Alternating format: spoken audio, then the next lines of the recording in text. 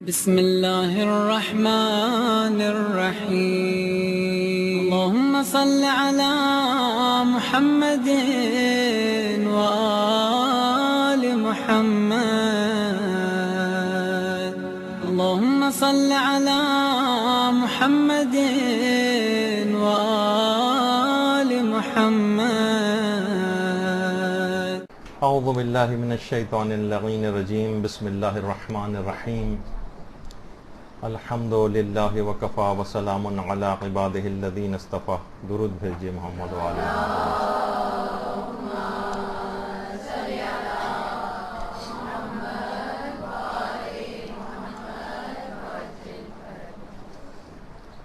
آج ایک انتہائی اہم ترین موضوع پر گفتگو کرنی ہے جو کہ تقریباً کم و بیش لوگوں کی ایک بہت بڑی تعداد اس بیماری کے اندر مبتلا ہوتی ہے اور بہت پریشان ہوتی ہے ہر چیز میں شک، ہر چیز میں وہم، کبھی نجاست و پاکیزگی کا شک آتا ہے، کبھی عمومی زندگی میں لوگ ایک دوسرے کے اوپر شک و شبہ کا اظہار کرتے ہیں، کبھی دینی شخصیات کے اندر شبہ کا اظہار ہوتا ہے، کبھی عقائد کے اندر شبہ ایجاد کیا جاتا ہے یا ایجاد ہو جاتا ہے۔ تو یہ ایک بہت ہی مورد ابتلا بیماری ہے۔ اس سے کیسے نجات پایا جائے؟ لوگوں کی زندگیاں اجیرن ہو کر رہ گئی ہیں کیونکہ ایک خوفناک مرض تو ہے۔ دیکھیے، کہا جاتا ہے کہ شک و شبہ کے اندر مبتلا شخص اپنی معنوی اہمیت کو کھو بیٹھتا ہے، اور جب تک یہ شک اور وسواس کا شکار رہتا ہے اس کے اندر ایک جمود طاری رہتا ہے۔ یہ شخص روحانی ترقی نہیں کر سکتا جو شک و شبہات کے اندر مبتلا رہتا ہے۔ اس کی روحانی ترقی ایک جگہ پر آ کر رک جاتی ہے، اور یہی وجہ ہے کہ ہمارے چھٹے امام جعفر صادق علیہ السلام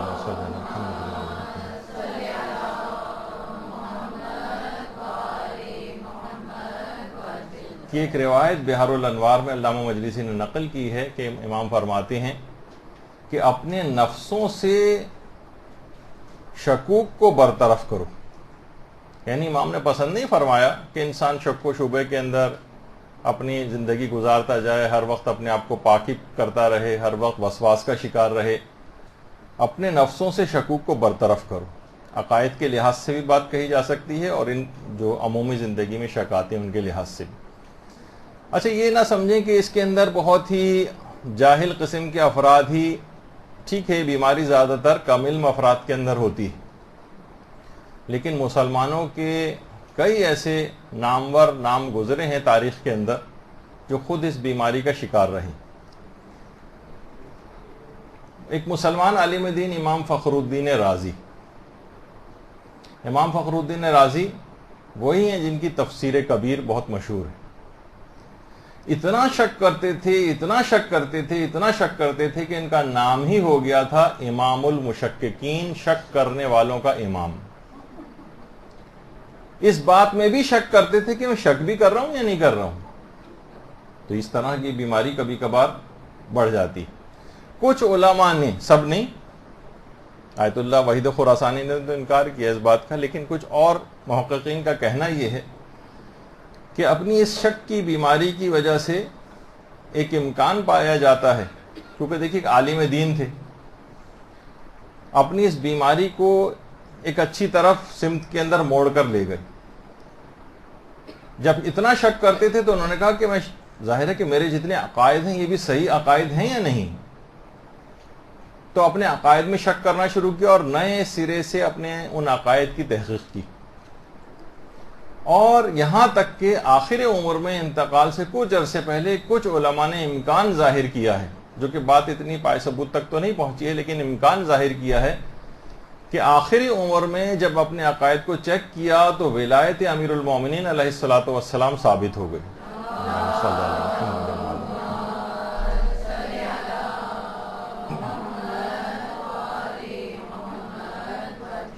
شک کی تو بے پناہ تھے، سوچا کہ جب اتنے بڑے مسئلے کے اندر میں غلطی کر سکتا ہوں تو یقیناً مزید عقائد کے اندر بھی کوئی نہ کوئی غلطی پائی جائے گی. دوبارہ نئے سرے سے اپنے عقائد کو ری چیک کیا اور بہت سے نظریات سے تائب ہوئے.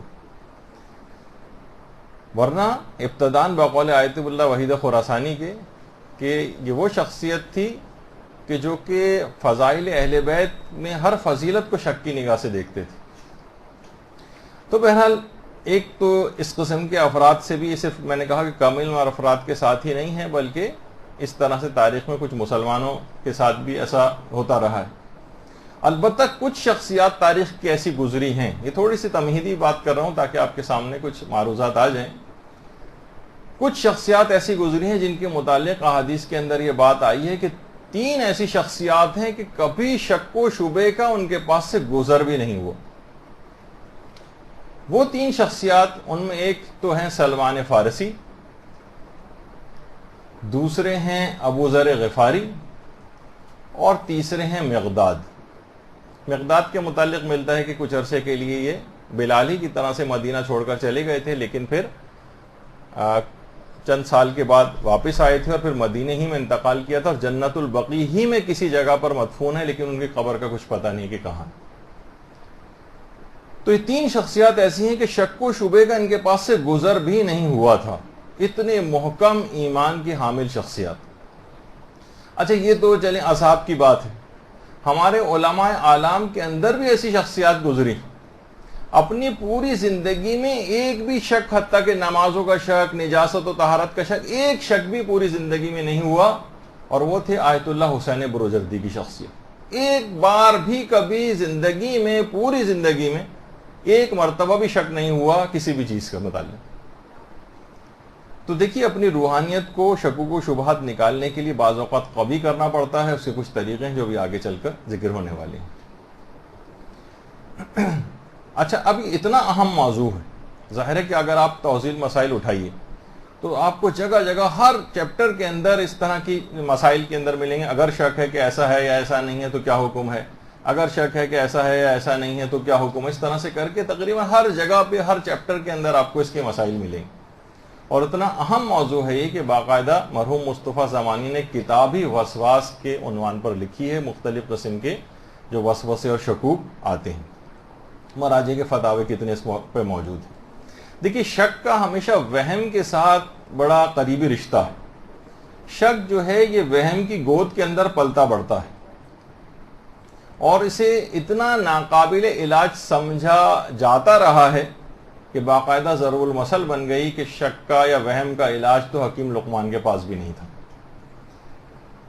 اچھا قرآن کی آیات کے اندر بھی اس بات کو اہمیت دی گئی ہے اور ڈسکس ایک لحاظ سے کیا گیا ہے. آپ دیکھتے نہیں کہ شکوک لوگوں کے نکالنے کے لیے کتنی ہی آیات ایسی ہیں کہ جو لفظ انا سے شروع ہوتی ہیں. بے شک، یہ کہنے کی کیا ضرورت ہے پروردگار عالم. کتنی آپ آیات دیکھتی ہیں، ان اللہ و ملائکتہ یصلون علی النبی یا ایھا الذین آمنوا صلوا علیہ وسلموا تسلیما. اللہم صل علی محمد.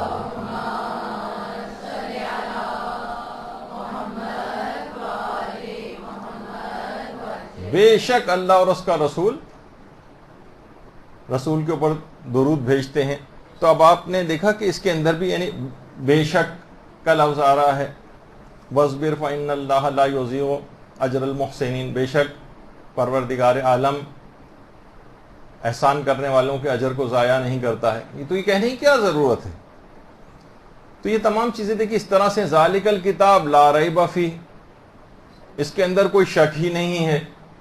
تو پروردگار عالم مختلف ان الفاظ سے بتانا چاہتا ہے کہ وہ یہ شکوک کو پسند نہیں کرتا. انسان کو چاہیے کہ ان شکوک و شبہات کو اپنے دل سے نکالے. اور فی قلوبہم مرض فزادہم اللہ مرضا، یعنی جو ان کے دلوں میں جو مرض ہے تو مرض کا ایک مصداق اور اس ایک یعنی جس کا ایک مصداق ہے وہ شک بھی ہے. یعنی شک کا مرض جیسے جیسے بڑھتا چلا جاتا ہے تو انسان بہت زیادہ وہمی اور وسواسی ہو جاتا ہے. دیکھیے شک میں اور وسواس میں کیا فرق ہے.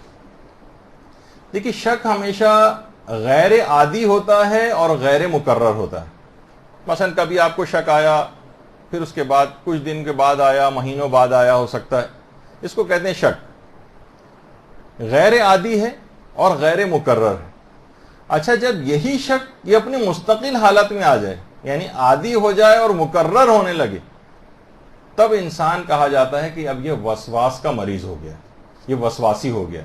تو جب بھی کثیر الشک کے مسئلے الگ ہیں اور وسواسی کے مسئلے اس سے تھوڑے سے الگ ہیں، وہ نمازوں کے احکام وغیرہ کے اندر جب اس کا موقع آئے گا تو انشاءاللہ اس وقت پڑھیں گے، ورنہ توضیح المسائل میں بھی آپ پڑھ سکتی ہیں۔ اچھا، یہ شک کیا ہوتا ہے پھر جب یہ آگے بڑھتا ہے؟ یہ بیماری رکتی نہیں ہے، اس وجہ سے کہا جا رہا ہے کہ اس کو جلد سے جلد اپنے اندر سے ختم کرنے کی کوشش کرنی چاہیے، کہ جب یہ آگے بڑھے گا شک اور وسواس تو یہ آپ کے عقائد کے اندر سرایت کرتے ہیں۔ پھر یہ دینی شخصیات کی طرف، جس طریقے سے پانی بہتا ہوا مختلف قسم جہاں اس کو نشیب نظر آتا ہے، ندی نالے کی صورت میں ادھر سے ادھر ادھر سے ادھر جاتا ہے، پھر اس کی شاخیں نکلیں گی، پھر یہ نجاست و طہارت کی حد تک نہیں رہے گا کہ صرف آپ ہاتھ پاک کر رہے ہیں اور کپڑا پاک کر رہے ہیں، وہ اس سے ابتدا ہوتی ہے، لیکن بعد میں ایسا شخص جو ہے وہ دیگر شکوک کی طرف بھی جاتا ہے، عقائد میں اس کو شک آتے ہیں، اس کو حتیٰ کہ علماء اور مراجع کی عدالت کے اندر اس کو شک آنے لگتے ہیں، ہر صاحب علم کو وہ شک کی نگاہ سے دیکھنے لگتا ہے، ذرا سا کسی عالم کو خوشحال وہ دیکھتا ہے تو فوراً اس کے دماغ میں شکوک و شبہات آتے ہیں، یقیناً یہ ہمارے خمس کا پیسہ کھاتے ہوں گے، یقیناً یہ مثلاً فلاں شخص ہے جو آج خوشحال ہو گیا، آج کل کے دور میں کہاں مثلاً حلال طریقے سے ایسا آ سکتا ہے، یقیناً کوئی نہ کوئی حرام اس کے اندر شامل ہوگا۔ تو یہ کیا ہے کہ پوری دین کی عمارت اس شک کے نتیجے میں منہدم ہو جاتی ہے، اس کا تمام دینی شخصیات کے اوپر سے اعتبار اٹھ جاتا ہے۔ دینی اب کہاں سے لے گا؟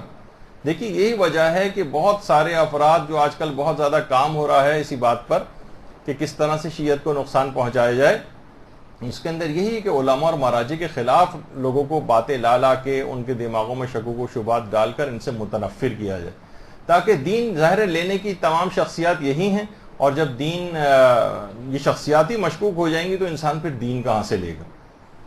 تو یہ تمام چیزیں ایسی ہیں کہ کتنی ہم دیکھتے ہیں کہ سوشل میڈیا پر کتنے ایسے پیجز بنائے گئے ہیں باقاعدہ جو اپنے آپ کو کہتے ہیں کہ ہم مثلا صحیح عقائد کا پرچار کر رہے ہیں، اور اس کے اندر مختلف اس قسم کے شکوک و شبہات کھڑے کیے جاتے ہیں۔ کم علم افراد کے اندر آپ کو پتہ ہے اس قسم کی چیزیں جو ہے ڈالنا، جہالت کی لوگوں کے اندر کتنی زیادہ ہے، وہاں علمی مباحث عوام کے اندر لے کر آنا، مثلا کہیں شک ڈالا جا رہا ہے کہ حدیث قصہ جو ہے وہ معتبر ہے یا نہیں ہے، اور اس کے اوپر دو چار بھی چرب زبان قسم کے افراد آ جائیں تو اچھا بھلا آدمی ذرا مشکوک ہو جاتا ہے کہ واقعی پھر اس کو اس اعتقاد کے ساتھ ان دعاؤں کو اور ان زیارتوں کو پڑھے گا نہیں۔ جب وہ اس قسم کی تمام چیزوں اچھا فیصلہ وہ کر نہیں سکتا کیونکہ کم علم ہے، اس کو نہیں پتا کہ یہ جو روایات اس سلسلے میں آتی ہیں، دعاؤں کے سلسلے میں، زیارات کے سلسلے میں، ان کا معیار اس انداز کا نہیں ہوتا جو واجبات و حرام وغیرہ کی احادیث کا معیار ہوتا ہے۔ آغا سیستانی نے تو کہا کہ ان زیارات کی جو سند ہے وہ ان کے عرفہ و اعلیٰ مضامین ہیں، تو ان کی طرف دیکھنا چاہیے۔ تو بہرحال حدیث قصہ کی وثاقت کے متعلق شک ڈالا جاتا ہے، اسی طریقے سے مثلا دعائے کمیل کے متعلق شک ڈالے جاتے ہیں کہ یہ معتبر ہے یا نہیں ہے، دعائے امام زمانہ علیہ السلام معتبر ہے یا نہیں ہے۔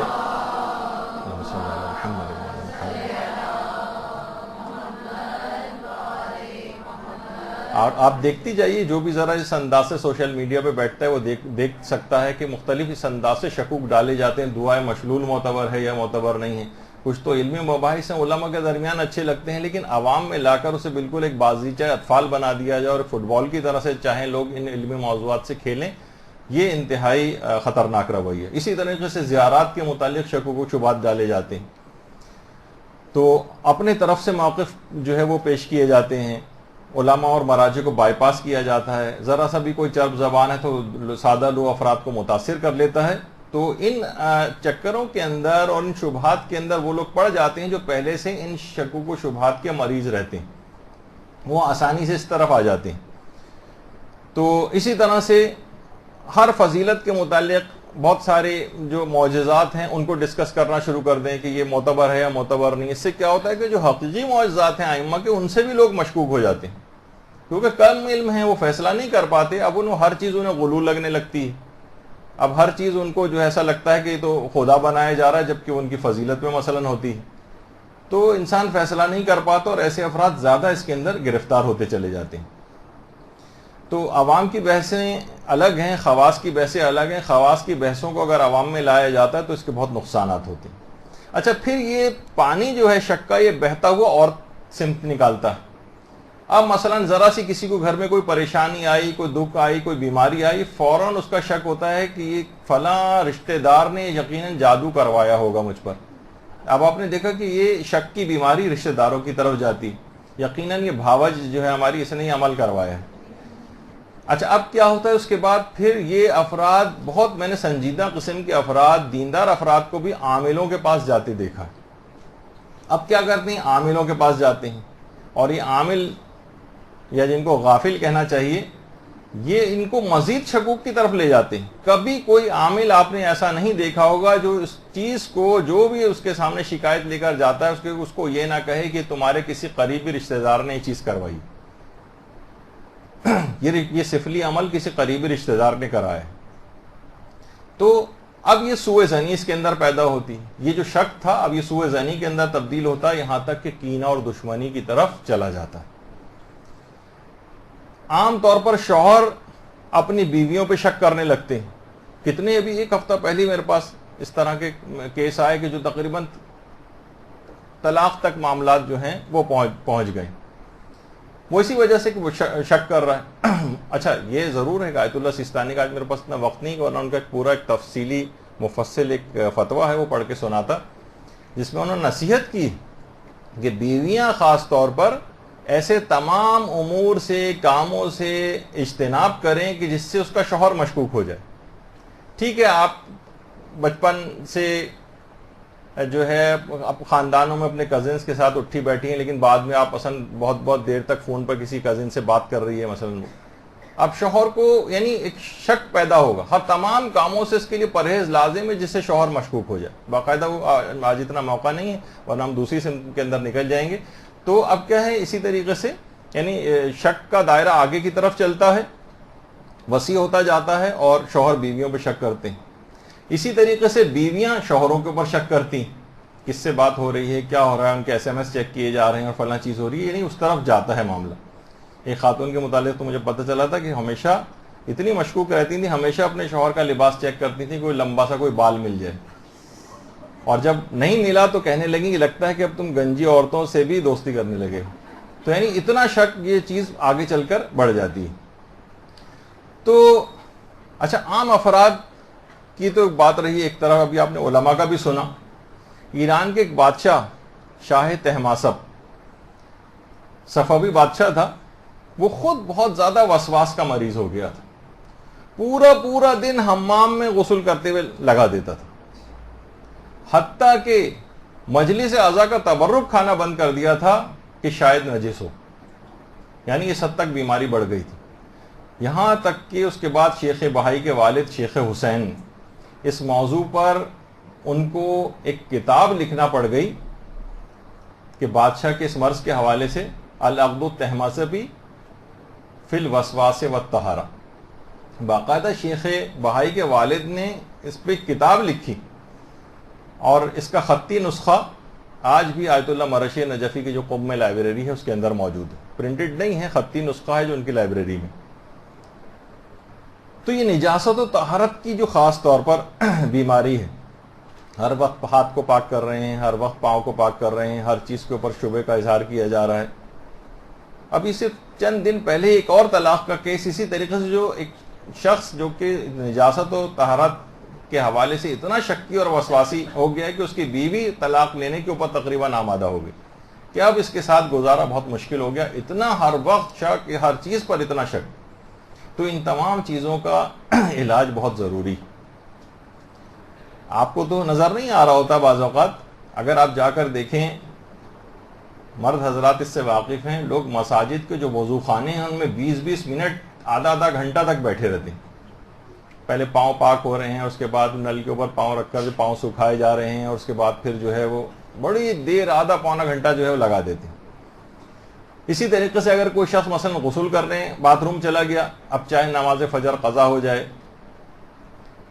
اور اکثر رمضانوں کے اندر یہ ہوتا ہے کہ آدھا گھنٹہ بھی اگر موجود ہے تو سوال ان کا یہ آتا ہے کہ تیمم کر سکتے ہیں، یعنی کیونکہ آدھے گھنٹے کے اندر تو غسل ممکن ہی نہیں. اب آپ لاکھ کہیں گے بھائی غسل تو جو ہے 2 منٹ 3 منٹ کے اندر بھی ہو سکتا ہے، بہت ہوا تو 5 منٹ کے اندر ہو سکتا ہے. تو تو دماغوں میں بہت سارے جہالت کی وجہ سے باتیں ہیں کہ جناب صابن بھی لگنا چاہیے اور شیمپو بھی لگنا چاہیے اور جسم کو پہلے مکمل طور پر پاک دھونا چاہیے اور اس کی چھینٹیں جہاں جہاں جا رہی ہیں اس سب کو بھی پاک کرنا چاہیے، اور واللہ عالم بنی کیا کیا طریقوں سے لوگ اس قسم کی بیماری کے اندر مبتلا۔ بہت سے لوگ جو نماز جماعت پڑھ رہے ہوتے ہیں، پیچھے کی طرف جتنے بھی افراد ہیں، کبھی آپ نماز جماعت کوئی اگر اس کو باقاعدہ مشاہدہ کرے، تقریباً سورہ الحمد ختم ہو چکی ہوتی ہے، اکثر دوسرا سورہ بھی اختتام پذیر ہوتا ہے اور بہت سے لوگ نیت ہی نہیں کر پاتے اور الحمد کا سورہ تقریباً اختتام پذیر ہونے والا ہوتا۔ ایک صاحب کے متعلق تو یہاں تک ہے کہ انہوں نے انہی شکوک و شبہات کی بنا پر اپنی داڑھی تک مونڈ لی تھی۔ خیر یہ نہیں، ان کو میں تو صرف ایک دکھانے کے لیے آپ کو کہ شک رہتا تھا کہ وضو کا پانی چہرے کی کھال تک نہیں پہنچا۔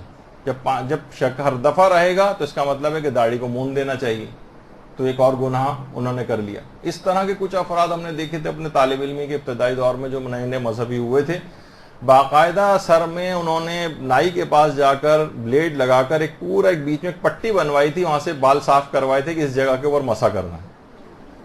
تو یہ کیا ہوتا ہے؟ یہ شکوک ہیں، شبہات ہیں، اس سے آدمی اپنے آپ کو مصیبت میں ڈالتا ہے۔ تو اس طرح سے مسائل ہوتے ہیں۔ ایک صاحب تھے، وہ ساری زندگی اپنی نماز تیمم سے پڑھتے رہے کہ یہ جو پانی نلکوں نالوں اور کہاں کہاں سے گزر کے آ رہا ہوتا ہے اور اس سے پہلے پتہ نہیں کہاں کہاں سے گزر رہا ہوتا ہے، نہ جانے کتنی نجاستیں اس کے ساتھ ملتی جاتی ہوں گی۔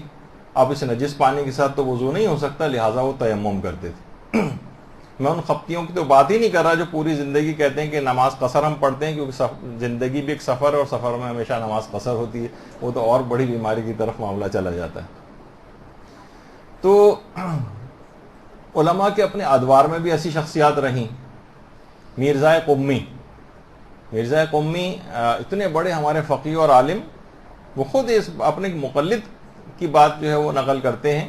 باقاعدہ یہ مرزا قمی کی قبر مبارک ہے جو معصومہ قم کے حرم سے بالکل متصل قبرستان شیخہ جو ہے، وہاں پر ان کی قبر ہے۔ تو ان کا مقلد اسی طرح کا تھا کہ 3 گھنٹے تک نماز کی نیت ہی نہیں کر پاتا تھا،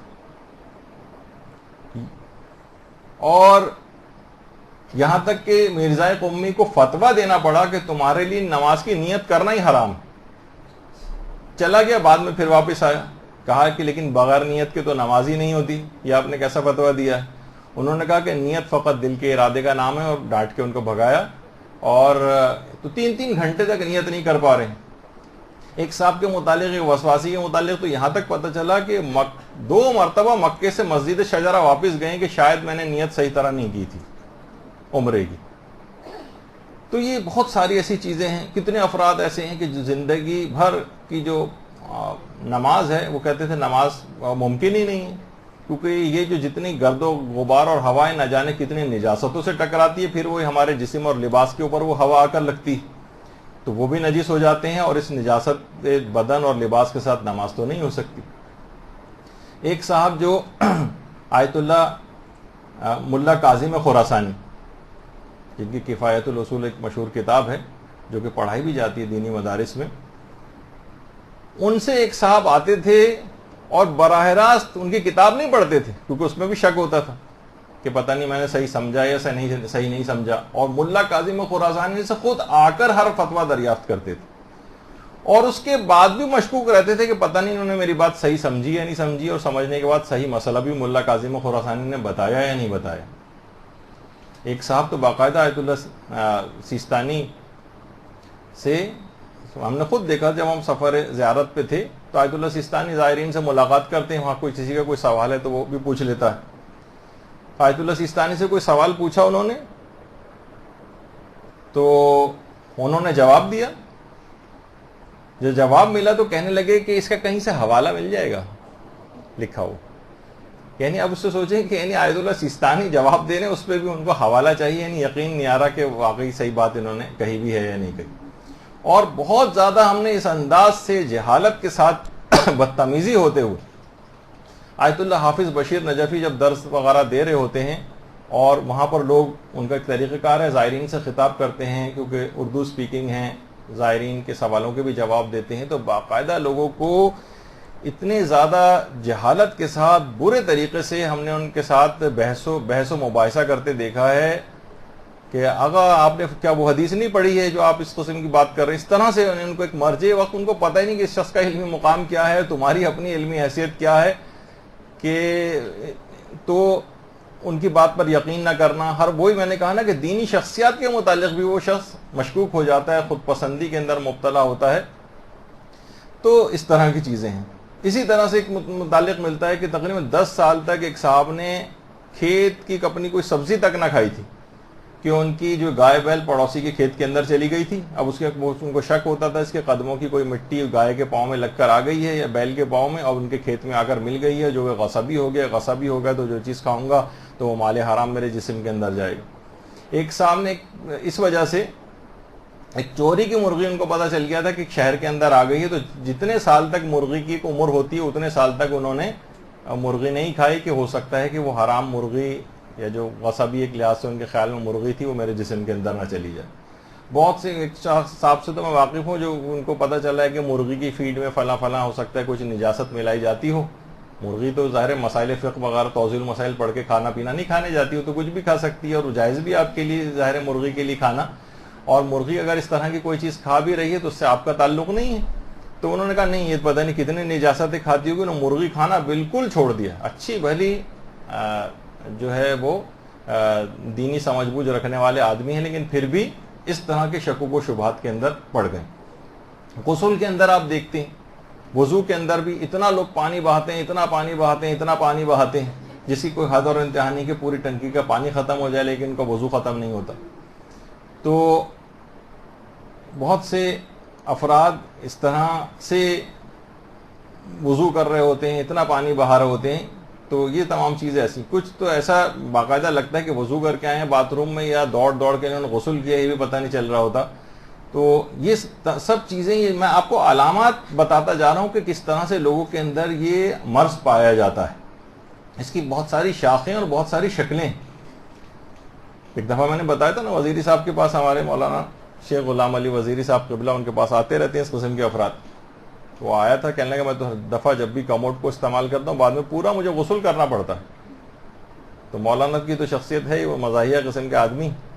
تو مولانا نے یہ کہا کہ معلوم نہیں, ہم لوگ بھی استعمال کرتے ہیں, ہم تو جب بھی اس کو استعمال کرتے ہیں جو بھی فضلات ہوتے ہیں نیچے کی طرف جاتے ہیں, تمہارے اوپر اڑ کے اتنا اوپر کیسے چلے جاتے ہیں کہ تمہیں اس کے بعد غسل کرنا پڑ جاتا ہے. تو یہ تمام چیزیں دیکھیے ایسے ہیں کہ لوگ واقعتاً اس کے اندر انتہا سے زیادہ علماء کو بھی پریشان کر کے رکھا ہوا ہے, اور خود اپنی زندگیاں تباہ کی ہوئی ہیں. ان کی بیویاں ان کے ساتھ کس طرح سے گزارا کر رہی ہیں, یا شوہر اگر بیویوں کو یہ مرض ہے تو شوہر کیسے گزارا کر رہے ہیں ان کے ساتھ, واقعتاً ایک بڑا جہاد. تو اس کو بہت زیادہ کرنے کی ضرورت ہے. اور یہ تو کتنا آپ گھروں کے اندر دیکھتی ہیں کہ گیلے ہاتھ سے کبھی بھی مثلا دروازے کی کنڈی نہیں کھولی جاتی. اس کو ماسی نے ہاتھ لگایا ہوگا اور ماسی نے مثلا فلاں جگہ پہ پوچھا لگاتی ہے, وہ ہو سکتا ہے کہ اس کا ہاتھ نجس ہو, پھر نجس جو ہے وہ مثلا کنڈی کے اوپر لگ گیا ہو. بہت سے مسئلے جس میں واقعتاً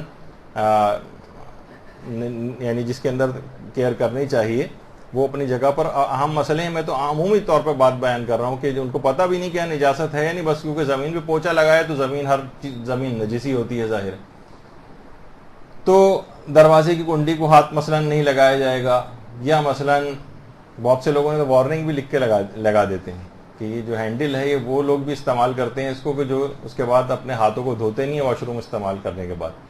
تو باقاعدہ ایک نوٹس ٹائپ کا ہے. تو یہ تو خیر اس اعتبار سے ہے کہ لوگوں کو متوجہ کرنے کے لیے کہ باتھ روم جانے کے بعد اپنے ہاتھوں کو ذرا صابن وغیرہ سے ہائیجینیکلی جو ہے وہ ایک پیدا کرنے کے لیے, ایک خیال پیدا کرنے کے لیے, لوگوں میں اویئرنیس پیدا کرنے کے لیے لکھ کے لگائے ہیں.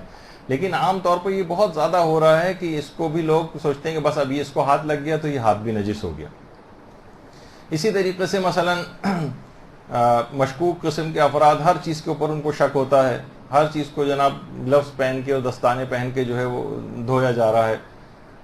ہاتھ دھونے کی جو ہے بیماری علی الخصوص یہ بہت زیادہ, ایک تو ڈاکٹر حضرات اس لحاظ سے کہتے ہیں کہ جراثیم کے اعتبار سے, لیکن نجاست و طہارت کے لحاظ سے ہر وقت ہاتھوں کو دھوتے رہنا.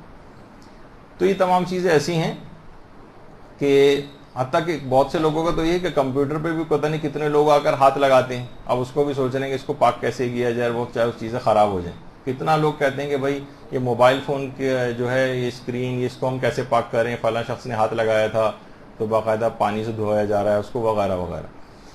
تو باتھ روم کی چپل ہے مثلا، وہ ہر وقت گیلی رہتی ہے، جب باہر نکلے جائیں گے پاؤں جو ہے وہ 3 دفعہ جو ہے وہ پاک کیے جائیں گے. جب یعنی ہر وقت یہ مسئلہ رہتا ہے شک اور وسواس کی بیماری. اچھا، امام خمینی بڑا اچھا جملہ کہتے تھے، وہی کہتے تھے کہ جو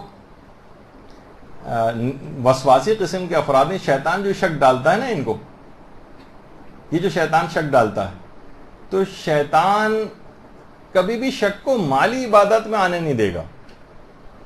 یہ ہمیشہ جسمانی عبادتیں جو ہیں اس کے اندر شک ڈالتا ہے. مثلا ہر وقت یا تو جسمانی طور پر آپ کو تھکائے گا، پاک کرتے رہیں اپنے آپ کو، نمازوں کو دوبارہ پڑھوائے گا، لیکن کبھی مالی عبادتوں میں شک نہیں آئے گا. مثلا آپ نے کسی سے قرضہ لیا ہوا ہے، شک ہو رہا ہے میں نے قرضہ واپس کر دیا تھا یا واپس نہیں کیا تھا، حالانکہ آپ کر چکے ہیں، لیکن کبھی کہ چلو اگر شک آ رہا ہے تو میں ایک دفعہ اور قرضہ واپس کر دیتا ہوں. نہیں، وہاں پہ یہ پیسے کیونکہ نکلیں گے ہاتھ سے، یہ آپ کو اس طرف نہیں جانے دے گا. پتہ نہیں میں نے جو حج کیا تھا صحیح کیا بھی تھا نہیں کیا تھا، ہو سکتا ہے کوئی غلطی ہو گئی، شک آ رہا ہے نا، اس طرح نمازوں کو دوبارہ پڑھتا نہیں، حج کے لیے کبھی نہیں جائے گا. خمس میں نے نکالنے میں ہو سکتا ہے کوئی غلطی کر دی ہو، کم نکالا ہو، تو ایسا کرتا ہوں ایک دفعہ خمس اور نکال دیتا ہوں، کبھی بھی خمس اس طرف نہیں جائے گا. یہ ہمیشہ جسمانی عبادات کی حد تک جو رہے گا. خمس کے مسئلے میں تو کبھی آپ نے نہیں دیکھا ہوگا کہ احتیاطاً میں خمس دوبارہ دے رہا ہوں، نہیں. تو یہ خاص اس بات کی علامت ہے، ہر شخص کو سوچنا چاہیے کہ شیطان ہے جو اس کو گمراہ کر رہا. شیخ محمد حسن صاحب جواہر الکلام یہ خود فرماتے ہیں کہ ایک شخص ایک دفعہ اس زمانے میں حمام ہوتے تھے جس میں لوگ غسل وغیرہ کے لیے آتے تھے، اتنا گندی صورتحال تو نہیں ہوتی تھی، پرانا قدیم زمانے کا ایک حمام ہے.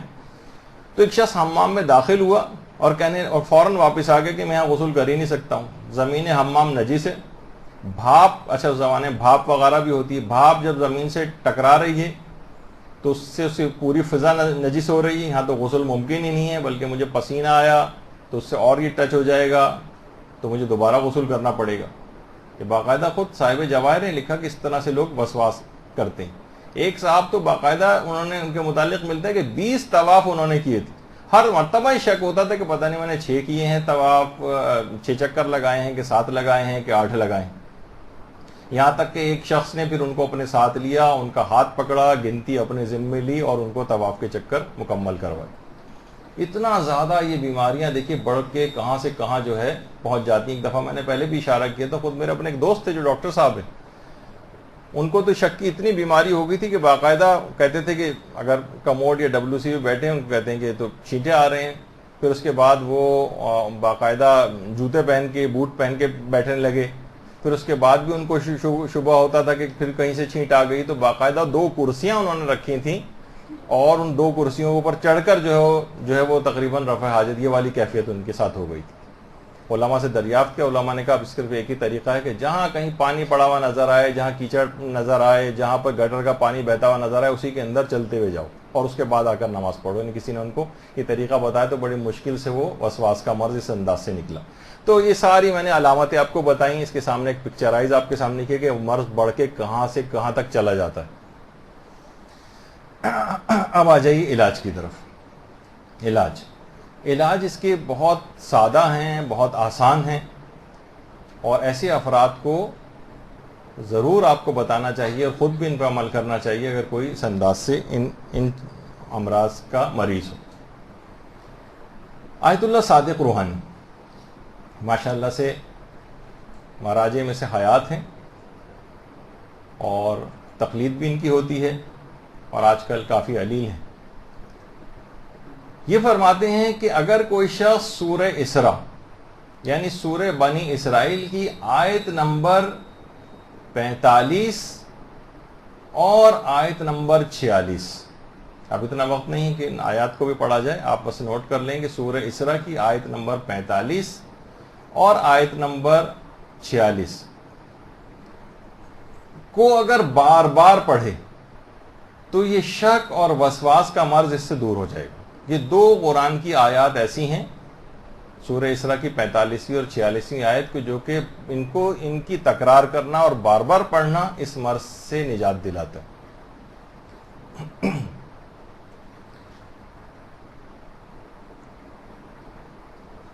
اچھا، یہ جو دو آیات ہیں 45 اور 46، ان آیات کو باقاعدہ پیغمبر اکرم نے امیر المومنین علیہ الصلوۃ والسلام کو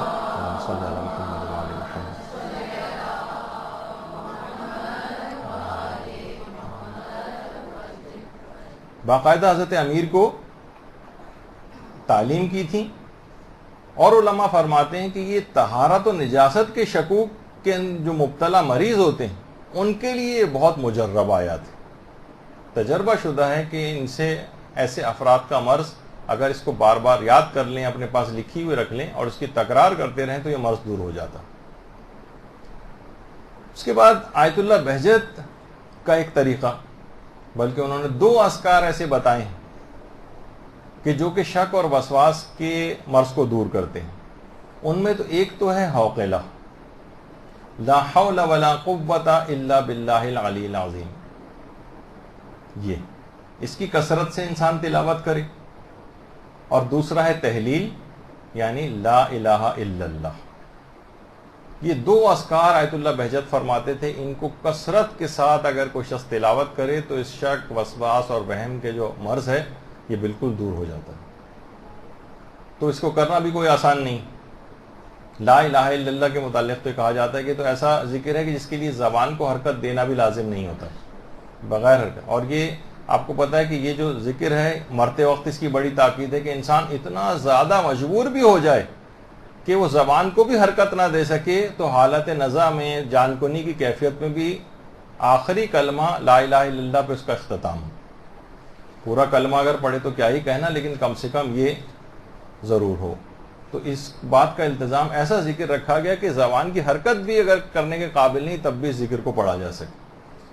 تو بہرحال یہ 2 اذکار ایسے ہیں آیت اللہ بہجت فرماتے تھے۔ اچھا، تیسرا طریقہ آیت اللہ حسن زادہ عاملی نے بتایا۔ آیت اللہ حسن زادہ عاملی بھی ماشاءاللہ ان علماء میں سے ہیں کہ جو کہ حیات ہیں اور عرفہ میں شامل ہیں، اور یہ بھی آج کل شدید بیمار ہیں۔ ان کے لیے بھی خصوصی طور پر جتنے ہمارے علماء اور مراجع ان کی صحتیابی کی اکثر نمازوں کے بعد دعا کیا کریں۔ تو آیت اللہ حسن زادہ عاملی کی ایک کتاب ہے 1001 نکتہ، 1001 نکتے۔ اس کے اندر نکتہ نمبر 978 میں فرماتے ہیں کہ جو آیات سخرہ ہیں سورہ آراف کی 54 سے لے کر 56ویں آیات، سورہ آراف کی آیت نمبر 54 تا 56،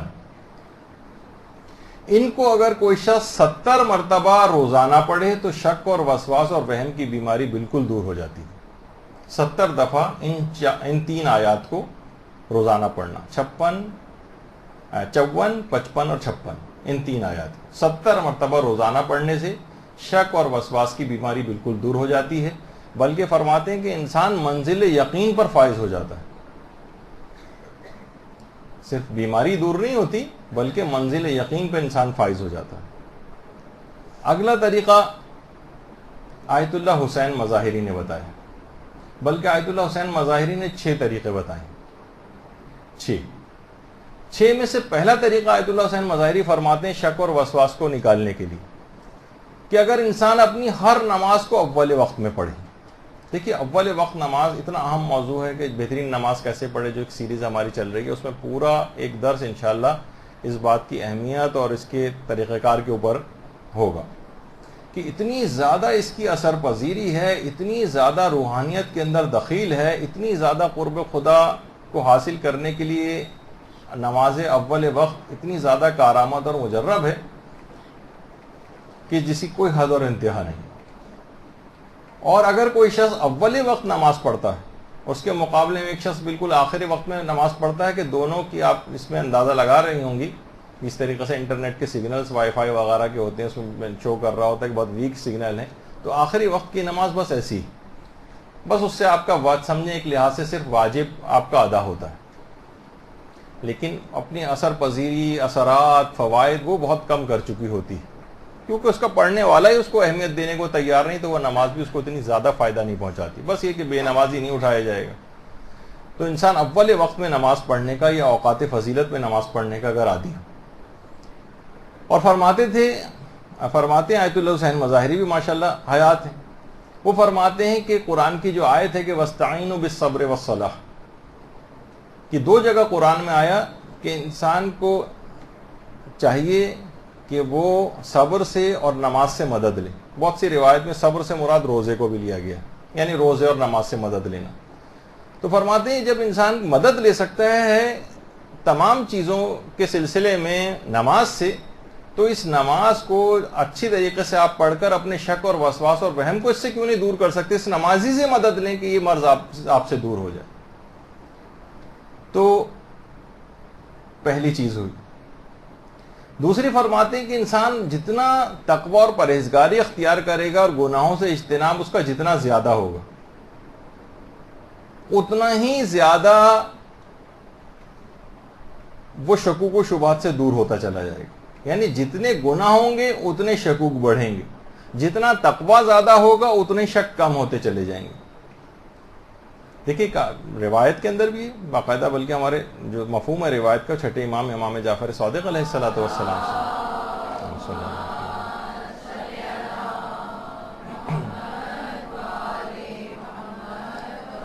مفہوم یہ کہ اسلام سے برتر درجہ ایمان کا ہے، اور جو تقوی ہے وہ فوق ایمان ہے، اس کا درجہ ایمان سے بھی زیادہ ہے، اس کے اندر تقوی بھی آ گیا ہے. اور یقین فوق تقوی ہے. تقوی کی بھی اعلیٰ منازل کے اوپر جب انسان فائز ہوتا ہے تو وہ منزل یقین پر آتا ہے، اور منزل یقین پر امام فرماتے ہیں کہ بہت ہی کم لوگ فائز ہوتے ہیں. تو اب اس لحاظ سے دیکھیں کہ اس کو یہ جو شک کا مرض ہے نا، یہ پھر اس کو عذابوں سے بھی مشکوک کر دیتا ہے. اب اس کو عذاب قبر کے اوپر بھی شک ہوتا ہے، عذاب جہنم کے اوپر بھی شک ہوتا ہے. ویسے اس کو اجمالی طور پر اعتقاد رکھتا ہے کہ ہاں گناہ کے اوپر عذاب ہوگا، لیکن اس کے اثرات یہ بتا رہے ہیں شکوک کے کہ اب اس کو بھی شک آ گیا ہے. ورنہ اگر اس کو شک نہ ہوتا، یقین ہوتا کہ ان گناہوں کا نتیجہ یہ نکلنے والا ہے کہ مجھے عذاب ملیں گے، تو کبھی یہ گناہ نہ کرتا. دیکھیے آپ کب 10ویں منزل سے نیچے چھلانگ لگاتی، آپ کو یقین ہوتا ہے کہ اگر میں نے چھلانگ لگائی تو مجھے کتنا نقصان ہوگا، میری جان جا سکتی. آج تک کبھی شک کی حالت میں بھی کسی نے کہا کہ ہو سکتا ہے کہ ہم نے سنا ہے تاریخ میں بہت سارے افراد ایسے ہیں کہ جو بچ بھی گئے ہیں، تو شک آ گیا نا، تو ٹھیک ہے چھلانگ لگا کے دیکھتے ہیں بچتے ہیں نہیں بچتے، لیکن نہیں، آپ نہیں چھلانگ لگاتی. یقین ہوتا ہے کہ نہیں ہم بچیں گے نہیں، تو اس کا اقدام کرتی نظر آتی ہیں. تو پھر یہ کیسے ممکن ہے کہ قرآن میں عذاب جہنم کی آیات دیکھنے کے باوجود بھی انسان ان گناہوں کا ارتکاب کرے؟ اس کا مطلب ہے کہ اس کا یقین کم ہے اور اس کو شک ہے ان چیزوں کے اوپر، چاہے یہ زبان سے اس کا اقرار نہ کرے اور کہے کہ نہیں میں دلی طور پر تو اعتقاد رکھتا ہوں. تو دیکھیے یہ تمام چیزیں اس طرح کی ہیں کہ اپنے یقین کو انسان کو بڑھانا چاہیے. باقاعدہ آیت اللہ دست غیب شیرازی نے ایک کتاب یقین کے موضوع پر ان کی تقاریر کو جمع کر کے لکھی گئی ہے، وہ آئی ہے، اس میں یقین بڑھانے کے طریقے بھی ذکر ہوئے ہیں، وہ لے کر پڑھنا چاہیے. جتنا یقین بڑھے گا اتنا ہی انسان تقوی کی طرف آئے گا، جتنا گناہوں سے دور ہوگا تقوی پیدا ہوگا، اتنا یقین بڑھے گا، جتنا یقین بڑھے گا مرض شک کم ہوگا. گناہ جتنے زیادہ آپ کرتی چلی جائیں گی، مرض شک کم ہونے کے بجائے یہ بھی بڑھتا جائے گا. پھر آغا فرماتے ہیں آگے تیسرا طریقہ، یعنی تقوی کے بعد اگلا جو طریقہ وہ ہے شک سے بے اعتنائی کرنا. توجہ ہی نہ دیں. جتنا آپ شک کے پیچھے لگیں گے اتنا ہی شک پیچھے پیچھے آپ کے آئے گا، اور جتنی اس سے بے اعتنائی ہوگی اتنا ہی شک دور ہوتا چلا جائے گا. تو شک پر توجہ ہی نہ دیں بالکل. ابھی آگے بھی آغا سیستانی بھی سلسلے میں فرماتے ہیں، وہ بھی آگے چل کر آنے والا ہے. چوتھی چیز آغا حسین مظاہری فرماتے ہیں کہ وسواسی اور شکی خود سے فیصلہ نہ کرے، دوسروں سے فیصلہ لے. عرف کے پاس جائے، اپنے گھر میں کسی افراد سے، مثلا کوئی وسواسی عورت ہے، کوئی وہ جو ہے اپنے شوہر سے پوچھے کسی چیز کے متعلق نجاست اور پاکیزگی کا اسے شک ہو رہا ہے، شوہر سے پوچھ لے کہ گھر میں کسی اور فرد سے کہ یہ نجس ہوگا یا پاک ہوگا. ظاہر ہے وہ کہے گا نہیں وہی پاک ہے، بس اپنی طرف نہ جائے، وہ تو ورنہ شک میں مبتلا رہے گی. دوسروں سے فیصلہ لے لے اس متعلق، خود سے فیصلہ نہ کرے. اب یہ ضرور ہے کہ یہ بھی آگے چل کر آئے گا کہ اسی گھر کے اندر اس سے بھی بڑھ کر شکی اور وسواسی نہ بیٹھے ہوئے ہوں کبھی. تو وہ کہیں گے نہیں اس کو دوبارہ پاک کرو جاؤ. تو وہ ایک الگ ایک صورتحال ہو جائے گی. اگر اتنے شکی وسواسی ہوں, سارے مریض ہیں گھر کے اندر اس کے, تو پھر ان سے نہیں پوچھا جائے گا. لیکن عمومی طور پر وہ فرماتے ہیں کہ خود سے فیصلہ نہ کرے اور لوگوں سے پوچھ لے, عرف سے فیصلہ لے لے. تو عرف عام طور پر اس وقت ان کے دماغ میں وہ شک نہیں ہوگا اور وہ کہیں گے نہیں یہ پاک ہے, اور اس کے مطابق عمل کرے. پانچویں چیز فرماتے ہیں کہ شکی و وسواسی خود کو سمجھائے بھی, تو خود کو سمجھائے. خود کو کیا سمجھانا ہے؟ وہ سمجھائے کہ دیکھیے شک اور وسواس یہ شیطان کی لائی ہوئی چیزیں. خود کو جب یہ بار بار سمجھائے گا کہ شک اور وسواس شیطان کی طرف سے ہوتا ہے, کیوں تم اپنے ہاتھ کو بار بار پاک کرو جبکہ اسلام نے اس کا حکم نہیں دیا. بار بار کو سمجھانے اور تلقین کرنے سے شک کا مرض دور ہوتا ہے. بہت سی چیزیں ہم ٹرائی نہیں کرتے نا بالکل, اس وجہ سے ہمیں پتہ ہی نہیں ہوتا کہ اچھا یہ اثر پذیر ہے بھی ہے نہیں, یا ہم ایک آدھ دفعہ بس اس کو کرتے ہیں, اس کے بعد چھوڑ دیتے ہیں, مایوس ہو جاتے ہیں. نہیں, بار بار کرتے رہیں, اپنے آپ کو تلقین کریں. وسواسی اپنے آپ کو سمجھائے, جب یہ سمجھائے گا تو شک نکل جائے گا. پھر فرماتے ہیں شکی و وسواسی غور و فکر کی عادت ڈالے. غور و فکر کی عادت ڈالے کہ مثلا یہ جو زمین ہے جس کے متعلق اس کو شک ہو رہا ہے کہ یہ زمین نجس ہے یا نجس نہیں, غور و فکر کرے. یہ مثلا جو باتھ روم کا جو فرش ہے یا جو اس کے سامنے والا فرش ہے, عام طور پر یہ کچھ ایسی تصویریں اب آئیں گی جس کے متعلق ہے کہ آپ کو بڑی مکروہ ٹائپ کی تصویریں لگیں گی, کراہیت آئے گی, کہ یہ کیا, لیکن یہی ہے, اس کو دیکھیے آپ, تاکہ جو ہے نا آپ کے اندر سے بھی جو اس طرح کی بہت ساری چیزیں ہیں نا کہ بس دیکھنے سے بھی کراہیت ہو رہی ہے. اس طرح کے باتھ روم میں کبھی جانا پڑے تو آپ کو کراہیت ہو رہی ہے, اور اس کے بعد 10 دفعہ اپنے آپ پاؤں کو آ کر پاک کر رہے ہیں. مثلا اگر کوئی شخص آئے اور وہاں سے نکلے باتھ روم سے اور وہاں پہ گیلا فرش ہوا ہے, اب وہ اس کے دماغ میں یہ ہوتا ہے کہ نہیں یہ والی جگہ بھی نجس ہے, اور اس کے بعد باہر نکلنے کے بعد گھر آنے کے بعد کسی جگہ الگ سے اپنے پاؤں کو آ کر پاک کرے. یعنی وسواسی غور و فکر کرے کہ کیا میں نے اپنے آنکھوں سے پیشاب و پیخانے کی نجاست کو یہاں پر فرش پہ گرتے دیکھا ہے؟ اگر نہیں دیکھا تو میں اس کو کیوں نجس سمجھ رہا ہوں.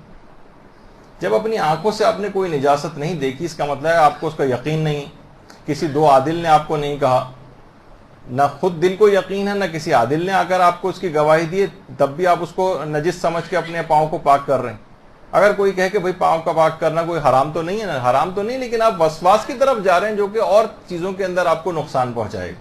کوئی ضرورت نہیں آپ کو پاک کرنے کی. اپنے غور و فکر کریں کہ کہاں میں نے اس کو نجاست کو یہاں پر فرش پہ لگتے دیکھا تھا, تو لہٰذا پاؤں کو پاک سمجھا جائے گا اور میں پاؤں کو پاک نہیں کروں گا.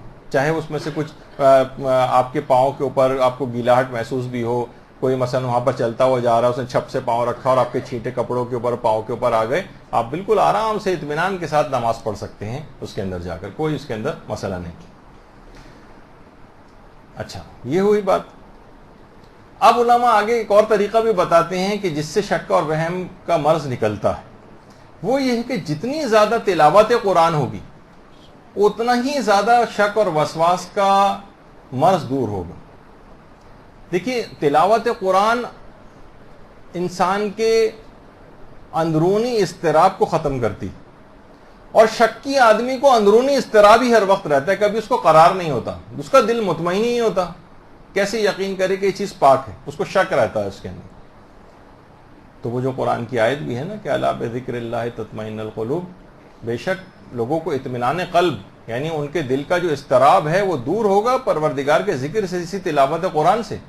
تو جتنا تلاوت قرآن زیادہ ہوگی اتنا اس کا اندرونی اضطراب کم ہوگا, جتنا اندرونی اضطراب کم ہوگا اتنا ہی اس کے شکوک کم آئیں گے, اتنا ہی وہ منزل یقین کی طرف جائے گا. یہ جو اندرونی خلفشار ہر وقت ایک شکی کو رہتا ہے, اس کی ایک زندگی اجیرن ہے. کتنے شکی افراد ایسے ہیں مسائل کو پوچھتے وقت وہ باقاعدہ رو پڑتے کہ کیا کریں کہ ہم, یعنی ہمارے ساتھ یہ ہماری زندگی اجیرن ہوئی جا رہی ہے, شک ہمارا پیچھا نہیں چھوڑ رہا. تو ان کو ہر وقت ایک اندرونی اضطراب رہتا ہے, ایک اندرونی خلفشار رہتا ہے. جتنی زیادہ تلاوت قرآن ہوگی اتنا ہی زیادہ شکوک برطرف ہوں گے, اتنا ہی دلوں کو اطمینان ملے گا. اور قرآن کے اندر یہ ہے بھی نا, وَنُنَزِّلُ مِنَ الْقُرْآنِ مَا هُوَ شِفَاءٌ, تو قرآن کے اندر خود ایک طاقت ہے شفا کی. قرآن کے اندر شفا کی ایک طاقت ہے, تو اس سے وہم شک کی بیماری کیوں دور نہیں ہو سکتی؟ یہ تلاوت قرآن بار بار کریں, روزانہ کریں, روزانہ 3 رکوع 4 رکوع آدھا پارا ایک پورا پارا جتنا بھی، جب مریض ہے تو اس کو تھوڑا سا اور زیادہ اس کو پڑھنا چاہیے تاکہ اس کا مرض ذرا جلدی دور ہو جائے. تو یہ خود تلاوت قرآن اس مرض سے نجات دلاتی. اب تلاوت قرآن مفقود ہوتی جا رہی ہے. بہت ہوا تو لوگوں نے تیر مارا تو رمضان اس کام کے لیے تھا. اب رمضان میں بھی عین افطار کے بعد جب کہ انسان ذرا کچھ عبادات اور اس طرف کرنے کی طرف ہوتا ہے کہ چلو اب روزہ بھی ختم ہو گیا، اب اطمینان سے چلیں تلاوت قرآن کر لیں، تو اس وقت وہ گیم شوز اور یہ سب کچھ ٹی وی پہ آنے لگے جو خاص طریقے سے وہ آئندہ سالوں میں اور بڑھیں گے. تو یہ چیزیں کیا ہیں کہ آپ کو تلاوت قرآن سے بھی لوگ رمضان میں بھی چلے جائیں گے، آئندہ سالوں میں یہ نظر آ رہا ہے. تو عام زندگی میں اتنا رائج کر دینا چاہیے کہ اس کے بعد رمضان میں تو الخصوص تلاوت قرآن سے انسان غافل نہ ہو. پھر علماء فرماتے ہیں ایک اور طریقہ کہ جتنا انسان کوشش کرے زیادہ تر اوقات میں باوضو رہے اتنے ہی شکوک کم ہوں گے. کیونکہ شک یہ اگر کوئی شخص بار بار وضو کرتا ہے تو بار بار وضو کرنے سے شیطان دفع ہو جاتا ہے. شیطان قریب نہیں آتا تو شکوک بھی، کیونکہ شیطان اکثر چیزوں میں شک ڈالتا ہے.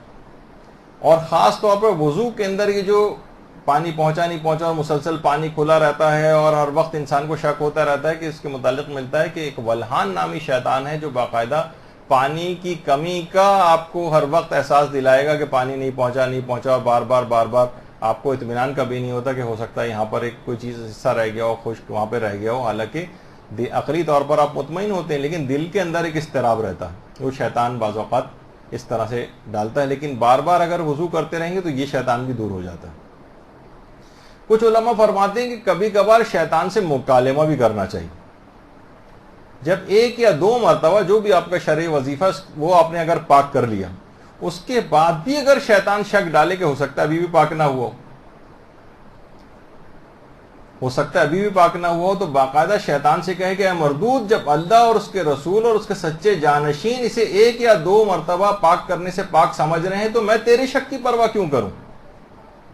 یعنی باقاعدہ شیطان سے مکالمہ کرے اس بات کا تو دفع ہو جائے یہاں سے، تو وہ شیطان اس وقت دفع ہو جائے گا. اور کچھ لوگوں کو بار بار یہ جملے کہنے کی وجہ سے شکوک و شبہات سے نجات بھی ملی.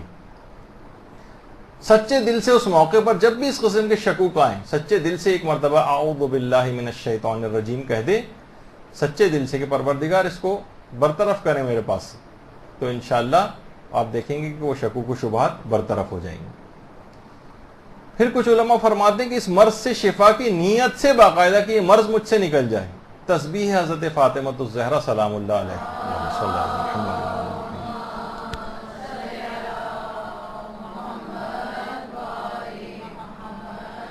بہت مجرب ہے، وسواسیوں نے باقاعدہ اس تسبیح کے ذریعے اس مرض سے نجات پائی. ویسے تو جس مرض کے لیے بھی اگر پڑھی جائے تو ایسی تسبیح ہے واقعتاً کہ انسان جو ہے اس کو اپنی اہمیت اس نے اس لحاظ سے کھو دی کہ ہم نے بالکل اس کو سرسری سا اس تسبیح کو لیا، اس کی فضیلت سے بھی آگاہ نہیں. تو بہرحال اس مرض سے نجات مل گئی. تو باقاعدہ اس نیت سے اس تسبیح کو پڑھا جائے یا اپنی اور نیتوں کے ساتھ اس کو بھی شامل کیا جائے کہ اس میں مرض سے نجات حاصل کر لیں. پھر ایک چیز اور علماء فرماتے ہیں کہ یہ جو مرض ہے نا شک اور وسواس کا، یہ لگنے والا مرض ہے. اس کا حل یہ ہے کہ ہم دیکھیں کچھ بہت سارے ہمارے شکی دوست ہیں، شکی سہیلیاں ہیں آپ کی، کوئی ایسے شکی افراد سے دور رہیں. شکی افراد، یہ مرض شک اور وہم یہ دوسروں سے لگنے والا، یہ خود بھی پاگل کر دیتا ہے انسان کو. جیسے کہ نا کوئی ملتا ہے کہ وہ بادشاہ جو ہے پاگل ہو گیا تھا تو طبیبوں نے کہا کہ اس سے 1 سال تک شطرنج کھیلی جائے. 1 سال تک ایک صاحب شطرنج اس سے کھیلتے رہے. 1 سال بعد بادشاہ تو ٹھیک ہو گیا لیکن وہ شخص پاگل ہو گیا کہ جو شطرنج کھیل رہا تھا. تو ان لوگوں کے ساتھ رہتے رہتے شکی افراد کے ساتھ یہ مرض آپ کے اندر بھی سرایت کر جاتا ہے. جب دیکھ رہے ہیں ہر وقت ہاتھ پاک کر رہا ہے، ہر وقت پاؤں پاک کر رہا ہے، تو آپ سوچتے ہیں کہ واقعی کہیں میں بھی تو وہیں باتھ روم سے آیا ہوں کہ میرا بھی کچھ نجس ہو گیا ہوگا، چلو میں بھی پاک کر لوں. تو یہ مرض اس طرف جاتا ہے. تو شکی افراد سے دور رہنا چاہیے. شکی افراد تو کہا جاتا ہے نا، وہ تو اپنے سائے کے اوپر بھی شک کرتا ہے. ان کو مرض اس حد تک ہو جاتا ہے کہ وہ اپنے آپ سے بھی جو ہے اس میں بھی شک ہونے لگتا ہے ان کو. تو یہ تمام چیزیں ایسی ہیں کہ یہ ایسے افراد، یہ آپ کے اندر آپ سے ملنا جلنا ان کا ہوگا تو یہ اپنا مرض آپ کے اندر لے جاتے ہیں. اب آپ کے بھی دماغ میں بھی ہر وقت ہاتھ کو پاک کرنا اور یہ سب کچھ آتا رہے گا تو یہ اس انداز سے ہوتا ہے. تو یہ ہاتھوں کو خاص طور پر ہر وقت دھونا، ہر وقت اس کو پاک کرنا، یہ عام طور پر دیکھنے میں آتا ہے کہ گھر میں کسی نہ کسی فرد کو ہوتا ہے، اس سے دوسرے کو لگتا ہے. تو شروع سے اس کا دفیہ کرنا چاہیے. آغا سیستانی بھی یہ بات فرماتے ہیں کہ دیکھیے شیطان کا کام جو ہے یہ وسوسہ ڈالنا ہے، یہ آپ کو مجبور نہیں کر سکتا. یہ بات دماغ میں رہے کہ شیطان کسی بھی کام کے لیے آپ کو مجبور نہیں کر سکتا، اس کا کام صرف وسوسہ ڈالنا. اور قرآن کی آیت بھی ہے اِنَّ کَیْدَ الشَّیطَانِ کَانَ ضَعِیفًا، شیطان کے جو مکر و فریب ہیں یہ بہت ہی کمزور ہے. یعنی انسان بہت آسانی کے ساتھ، نہ جانے لوگوں نے شیطان کے سامنے اتنی آسانی کے ساتھ ہتھیار کیسے ڈال دی. قرآن کی آیت ہے کہ اس کے مکر و فریب بہت کمزور ہیں. یعنی جتنا آپ اس کے شکوک و شبہات کو اس کے اہمیت دیتے جائیں گے گویا آپ اس کو مضبوط کر رہے ہیں. آغا سیستانی فرماتے ہیں اپنے ایک فتوے میں کہ ایک طویل مدت تک اگر آپ شک پر توجہ نہ دیں تو آپ دیکھیں گے کہ بہت ہی جلد عرصے میں اپنے الفاظ میں کہہ رہا ہوں کہ آپ دیکھیں گے مہینے 2 مہینے کے اندر یہ مرض بالکل ختم ہو جائے گا. آغا سیستانی فرماتے ہیں کہ طویل عرصے تک اگر اس شک کے تقاضے کے اوپر عمل نہ کیا جائے، یعنی جو وسوسہ آ رہا ہے، شک آ رہا ہے، ایک طویل عرصے تک اس کے مطابق عمل نہ کریں. آپ اپنا شرعی فریضہ پورا کر لیں خالی، اور اس کے بعد پھر اب جو شک اور وسوسہ ہے بالکل بے اعتنائی، جیسے میں نے کہا تھا نا اس سے پہلے کہ بالکل اس پر توجہ ہی نہ دیں. لاکھ دل کہے کہ تمہیں پاؤں پاک کرنے چاہیے، ہاتھ پاک کرنا چاہیے، اپنے قوت ارادی کو کام میں لائیں، نہیں پاک کریں تو بہت ہی جلد یہ اس مرض سے چھٹکارا مل سکتا ہے. پھر اگلا طریقہ علماء بتاتے ہیں کہ شکی افراد ہر مہینے میں 3 روزے رکھیں. ایک طریقہ یہ بھی، ہر مہینے میں 3 روزے رکھنا، اس سے شک اور وسواس کی بیماری بالکل ختم ہو جاتی. دیکھیے حدیث کے اندر بھی ملتا ہے کہ روزہ رکھو اور صحت پاؤ، تو یہ تو مرض ہے نا شک اور وسواس کا، اس سے بھی اس میں صحت اس کو ملے گی. خالی جسمانی بیماریاں اس سے دور نہیں ہوتی، بلکہ یہ جو اس طرح کی نفسیاتی بیماریاں، روحی بیماریاں جو اس طرح کی ہوتی ہیں، اس سے بھی انسانوں کو شفا ملتی ہے اگر انسان 3 دن روزہ رکھے. تو اگر کوئی شخص یہ 3 دن روزہ رکھے تو وسواسیوں کو اپنے شکوک ان کے سارے دور ہو جاتے ہیں. اور ہمارے چھٹے امام جعفر صادق علیہ الصلوۃ والسلام فرماتے ہیں صلی اللہ علیہ وسلم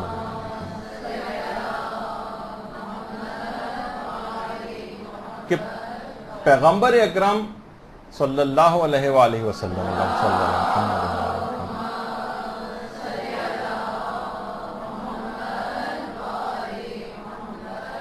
پیغمبر اکرم ہر ماہ کی پہلی اور آخری جمعرات کو اور درمیانے ماہ میں بدھ کے دن روزہ رکھا کرتے تھے. ہر مہینے کی پہلی اور آخری جمعرات اور درمیانے ماہ میں بدھ کے دن. تو بڑا مجرب ہے یہ. اور خاص طور پر اگر کوئی شخص وسواسی ہے تو وہ ہر مہینے کے اندر 3 دن روزہ رکھے. اگلا طریقہ وہ ہے بہار الانوار میں، اس کی جلد نمبر 76 میں ہمارے چھٹے امام جعفر صادق علیہ الصلوۃ والسلام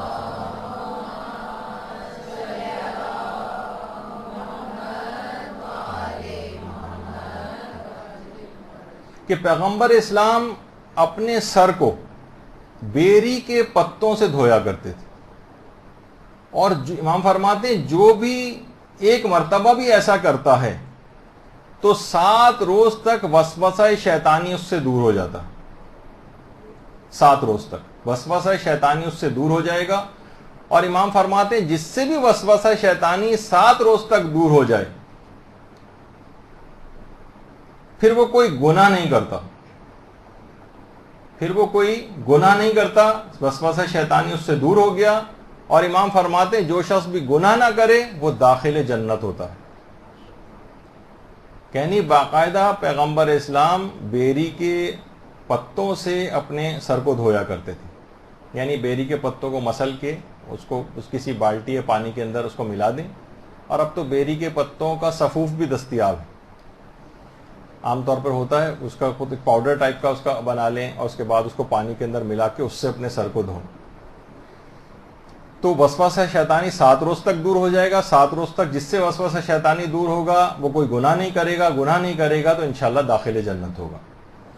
اور اس کے اندر ایک خصوصیت اور بھی ہے کہ یہ غم اور ڈپریشن جو مرض ہے یہ بھی دور کرتا ہے باقاعدہ. کہ پیغمبر اسلام جب بھی غمگین ہوتے تھے اور پریشان ہوتے تھے تو جبریل امین آتے تھے اور حکم خدا آ کر بتاتے تھے کہ پیغمبر آپ بیری کے پتوں سے اپنے سر کو دھوئیں. اس سے پیغمبر کا حزن و ملال، غم، ڈپریشن جو لوگوں کو اس لحاظ سے ہوتا ہے، جو اپنے الفاظ میں کہہ رہا ہوں، وہ زائل ہو جاتا تھا. تو اس کی بڑی تاکید آئی. بیری کے پتوں میں واقعی ایسی کیا چیز ہے، اس کے متعلق تحقیق ہونی چاہیے. یہاں تک کہ آپ دیکھتے ہیں کہ بیری کے پتوں سے مردوں کو نہلایا بھی جاتا ہے. ٹھیک ہے. تو 3 جو غسل ہیں اس کے اندر سے ایک بیری کے پتوں کا غسل بھی، اور یہ واجبات میں سے.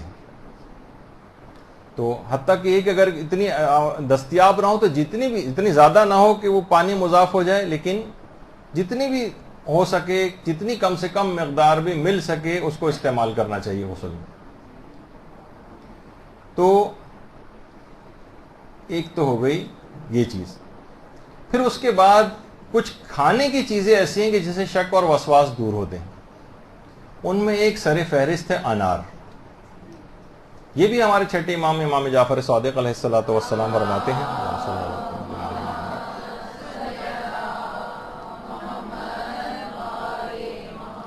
کہ جو شخص ایک انار کھائے گا 40 روز تک وسوسہ شیطان اس سے دور ہو جائے گا.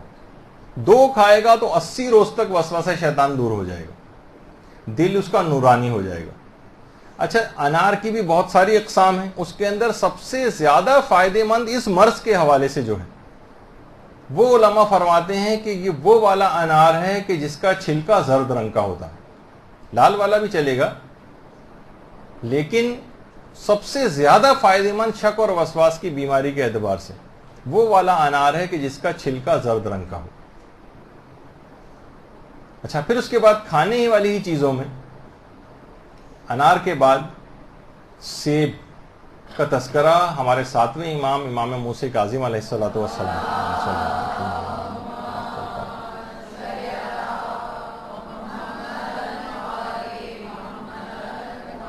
فرماتے ہیں کہ 3 چیزیں ایسی ہیں جو کہ یعنی جن کی فائدے جو کہ بہت زیادہ فائدہ مند ہیں. سیب 3 چیزوں کے لیے بہت فائدہ مند ہے: زہر، جادو اور شک و وسواس کو برطرف کرنے کے لیے بہت فائدہ مند. 7ویں امام باقاعدہ ان 3 چیزوں کے لیے بہت سی چیزیں زہر آلود ہمارے اندر چلی جاتی ہیں. زہر سے بچنے کے لیے اور جادو سے بچنے کے لیے. اگر کوئی شخص سیب روزانہ کھاتا رہتا ہے تو ڈاکٹر کے ساتھ ساتھ جادو سے بھی بچا رہتا ہے، ہو جائے نا NNA. تو بہرحال زہر، جادو اور شک اور وسواس کی بیماری اس سے برطرف ہو جاتی ہے جو سیب کھاتا ہے. اور چھٹے امام تو یہاں تک جملہ ارشاد فرماتے تھے کہ اگر بیماروں کو پتہ چل جائے کہ سیب کے کیا خواص ہیں تو وہ اپنا علاج سیب ہی کے ذریعے کریں. سیب جو ہماری میڈیکل سائنس بعض اوقات اس کو یعنی اپنے طور پہ تو فائدہ مند سمجھتی ہے، لیکن بہت سارے اور پھلوں سے اگر اس کا مقابلہ کرتے ہیں تو کچھ اور پھلوں کا نام لیتے ہیں. مثلا امرود زیادہ فائدہ مند اس کے مقابلے میں سمجھا جاتا ہے. لیکن امام فرماتے ہیں کہ اگر بیماروں کو پتہ چل جائے تو اپنے بیماریوں کا علاج فقط سیب سے کریں. اچھا، اس کے بعد ایک چیز اور ہے جو خواتین کے اعتبار سے کافی اہم ہے اور اس سے بھی اس مرض میں بڑا فائدہ ملتا ہے، اور وہ ہے مہندی کا استعمال کرنا. خواتین کے لیے البتہ جب وہ مہندی لگائیں گی تو اس کا جو رنگ آئے گا اس میں حجاب کے اعتبار سے نامحرم سے اس کو چھپانا ہوگا. اچھا، ہاتھ میں لگائیں گی تو یہ بڑا مسئلہ ہوتا ہے کہ کس طرح سے ہر وقت دستانے پہن کے یا چادر کے اندر ہاتھ رکھنا مشکل ہوتا ہے. تو پھر وہ یہ کریں کہ پاؤں میں اپنے لگائیں، پاؤں کے تلوے وغیرہ میں. اور ظاہر ہے کہ پاؤں کے تلوے موزے وغیرہ پہنتی ہیں نامحرم کے سامنے جاتے ہو تو واجب ہے پہننا، اپنے پاؤں کو چھپانا واجب ہے. تو اس لحاظ سے ان کو مہندی کا فائدہ بھی مل جائے گا اور حجاب والا مسئلہ بھی ان کا حل ہو جائے گا. تو روایت میں یہاں تک یہ بات آئی ہے کہ پروردگار عالم نے جتنے بھی درخت اور پودے پیدا کیے ان میں سب سے زیادہ ہینا کے پودے سے پروردگار محبت کرتا ہے. یعنی ہینا یعنی یہی مہندی کا جو درخت یا پودا ہوتا ہے.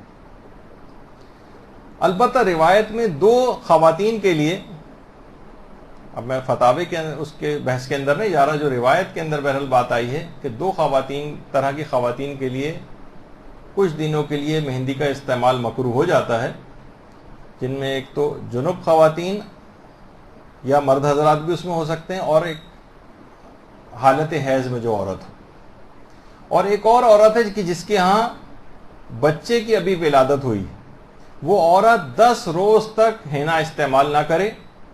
ایک روایت میں یہ بھی بات آئی، اس سے خطرہ یہ ہے کہ وسوسہ شیطانی پیدا ہوگا، اس عورت کے اندر وسوسہ شیطانی پیدا ہوگا.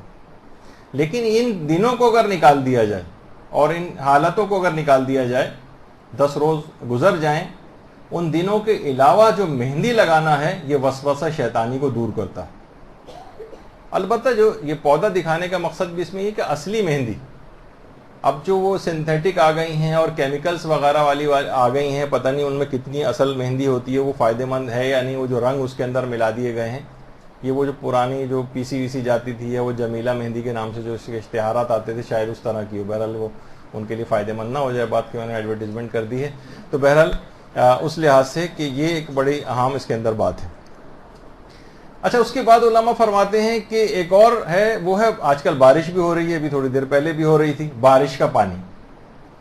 یہ وسواس اور شک کو دور کرنے کے لیے یا تو انسان اس میں نہائے یا اس کا کچھ پانی پی بھی سکتا ہے. کچھ علماء نے کچھ خاص سورے بھی اس کے اندر ذکر کیے، اس میں الحمد ہے کا سورہ ہے اور چاروں قل وغیرہ اس کے اندر ہیں، اور باقاعدہ ایک روایت حضرت امیر المومنین علیہ الصلوۃ والسلام سے بھی ہے، صلی اللہ علیہ محمد وعلی محمد،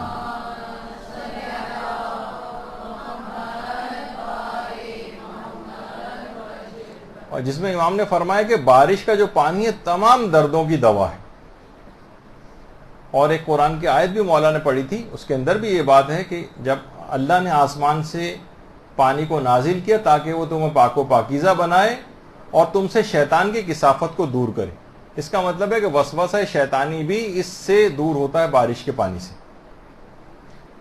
اچھا، اس کے بعد ہے نماز شب کے متعلق علماء فرماتے ہیں کہ یہ بھی وسواس کو دور کرنے کے لیے بڑی مجرب ہے.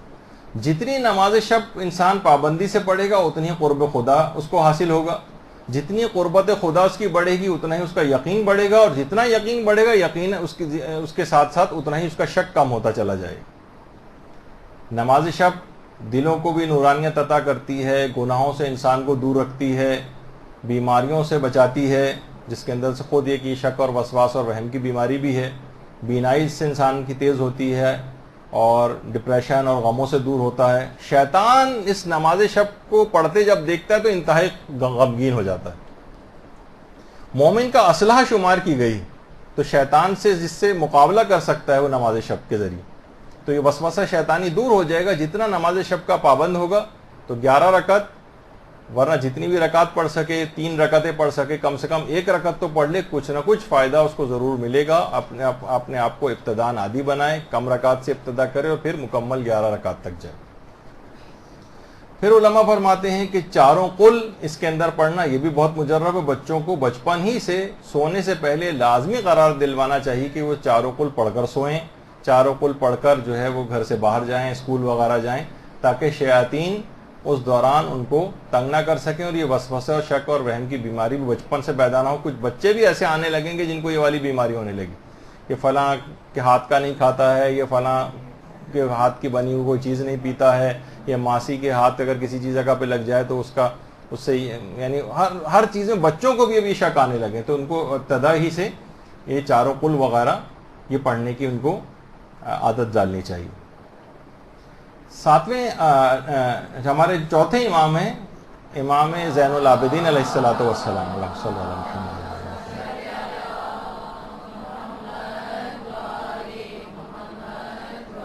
مناجات 15 جو ہیں امام کی اس میں جو 7ویں مناجات ہے جس کا نام ہے مناجات مطیعین، بہار الانوار کی 94 جلد میں بھی ہے، اور مناجات 15 تو مفاتی کے اندر موجود ہیں، جس میں امام فرماتے ہیں دعا ہے باقاعدہ کہ اگر یہ مناجات مطیعین پڑھے تو اس سے بھی شک اور وسواس اور وہم کی بیماری دور ہوتی، جس میں الفاظ بھی یہی ہیں کہ پروردگار میرے باطن میں حق کو ثابت فرما، کیونکہ شکوک اور ظن یہ فتنوں کو ایجاد کرنے والی، یعنی باقاعدہ امام نے یعنی ہماری تعلیم کے لیے شکوک کو برطرف کرنے کی باقاعدہ دعا جو ہے وہ مانگی کہ شکوک کو برطرف فرما، یہ جو ظن ہماری یہ فتنوں کو ایجاد کرنے والی چیز ہے۔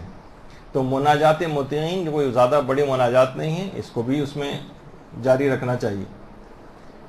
اور ایک ذکر اور ہے کہ جو کہ اس پہ اگر مداومت ہو جائے، ایک تو اس کا پہلا پارٹ خود ہی لا حول ولا قوت الا باللہ، وہ تو آپ نے ابھی حوقلہ وہ سنا بھی کہ یہ بہت مجرب ہے، اس کو بھی اگر اس دعا کے ساتھ ملا دیں، اصل دعا توکلت علی الحی الذی لا یموت سے شروع ہوتی ہے، آپ کو جو تعقیبات نماز ہیں اس کے اندر تعقیبات نماز میں بھی یہ والی دعا مل جائے گی۔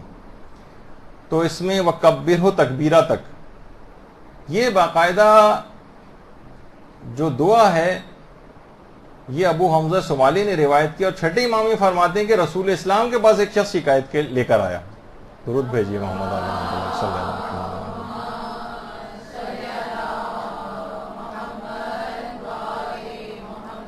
اور پیغمبر اسلام سے آ کر اس نے 2 شکایات کی تھی کہ یا رسول اللہ، ایک تو میں شدت وسوسہ، یعنی میں بہت شکی ہوں، بہت وسواسی ہوں، میری مدد کریں کہ میں کیا کروں، اور دوسرا کہ میں قرض دار ہوں، عیالدار بھی ہوں، محتاج ہو گیا ہوں، اس رزق کی تنگی سے کیسے میں اپنا دامن بچاؤں۔ پیغمبر اسلام نے انہی کلمات کے متعلق کہا جو توکلت علی الحی الذی لا یموت سے شروع ہوتے ہیں، لیکن لا حول ولا قوت الا باللہ بھی ساتھ ملا لیں تو اور فائدہ مند ہو جائے گا۔ کہا کہ اصول کافی کی 2 جلد کے اندر باقاعدہ روایت موجود ہے، پیغمبر نے کہا کہ اس دعا کی کثرت کے ساتھ تکرار کرو، اس کو بار بار پڑھو، یہ تمہارے دونوں پرابلم جو ہیں یہ اس سے سالو ہو جائیں گے، یعنی تمہارا شک اور وسواس اور وہم کا مرض بھی اس دعا کو پڑھنے سے جاتا رہے گا، اور رزق کے اندر جو تنگی آئی ہوئی ہے وہ بھی اس سے دور ہو جائے گی۔ یہ اکثر جگہوں کے اوپر شک اور وسواس کے لحاظ سے تو اتنی نقل نہیں ہوتی ہے، لیکن وسعت رزق کے لیے مجرب دعاؤں کے اندر اس کا الگ سے اس انداز سے تذکرہ آ جاتا ہے۔ اچھا، اب جو سب سے اہم علاج ہے، دیکھیے شک کی جو فصل ہے اس کی آبیاری جو ہے یہ ہمیشہ جہالت کی زمین میں ہوتی ہے، جتنا جہل زیادہ ہوگا اتنا ہی شک زیادہ ہوگا، جتنا علم بڑھتا چلا جائے گا، علم دین آپ حاصل کریں گے اتنے آپ کے شک کم ہوتے چلے جائیں گے۔ اگر کوئی شک آیا بھی تو آپ کے پاس علمی ذرائع ہوں گے کہ آپ اس شک کو برطرف کر سکتی ہیں، اس کا حل آپ کو پتا ہوگا، فوراً ہی آپ علاج کر لیں گی۔ یہ شک اور وہم اسی جہالت ہی کے انڈے بچے ہیں، یہ اسی سے کی پیداوار ہیں، اسی سے ہی نکلتے ہیں۔ تو کتنے دیکھیے مسائل ایسے ہیں، لوگ کہتے ہیں کہ جناب ہمارا بس ہر وقت کتنے شکی آتے ہیں، ہر وقت وضو ٹوٹتا رہتا ہے، ہم کیسے نماز پڑھیں؟ بھائی یہ کیسے ممکن ہے کہ کسی شخص کو کوئی گیس کا اتنا مریض ہو کہ ہم اس سے کہیں کہ بھائی اپنی واجب نماز جو کہ 4 رکعتی نماز 2 منٹ میں پڑھی جا سکتی ہے، 2 منٹ میں بھی تمہارا وضو نہیں رہتا، یہ تو ممکن ہی نہیں ہے۔ اکثر تو میں نے وسواسیوں کو مذاق میں کہا بھی کہ اتنی گیس کا پرابلم اگر اتنے سارے افراد کو، تو پاکستان کا تو یہ والا کرائسس ختم ہی ہو جانا چاہیے یہاں، جو گیس کے ہر وقت یہاں پہ لوڈ شیڈنگ اور سب ہوتی رہتی۔ خیر، تو 1-2 منٹ بھی وضو رہنا ممکن نہیں، یہ کیسا، یعنی اس کے وہم، یہ صرف وہم ہے، اس کا کوئی اس میں توجہ نہیں کرنی چاہیے۔ باقاعدہ روایت کے اندر یہ کہ شیطان ایسی آوازیں نکالتا ہے جس سے وہ سمجھتا ہے کہ میرا وضو ٹوٹ گیا۔ تو باقاعدہ کسی شخص نے آ کر امام سے کہا بھی تھا کہ مولا وہ فلاں شخص جو ہے اچھا بھلا عاقل ہے لیکن بار بار نماز پڑھتا ہے، بار بار وضو کرنے جاتا ہے۔ تو امام نے فرمایا وہ کب عاقل ہے؟ وہ جبکہ وہ شیطان کی پیروی کرتا ہے۔ شیطان کی پیروی کرنے والا کبھی عاقل تھوڑی ہو سکتا ہے۔ باقاعدہ اس کو روایت کے اندر نفق شیطان بھی کہا گیا، یعنی شیطان اس قسم کی آوازیں نکالتا ہے جس سے اس کو رہا خارج ہونے کا شک ہوتا ہے۔ جب تک اس کو یقین نہ ہو کہ میرا وضو ٹوٹ گیا تب تک وضو کو باقی سمجھے۔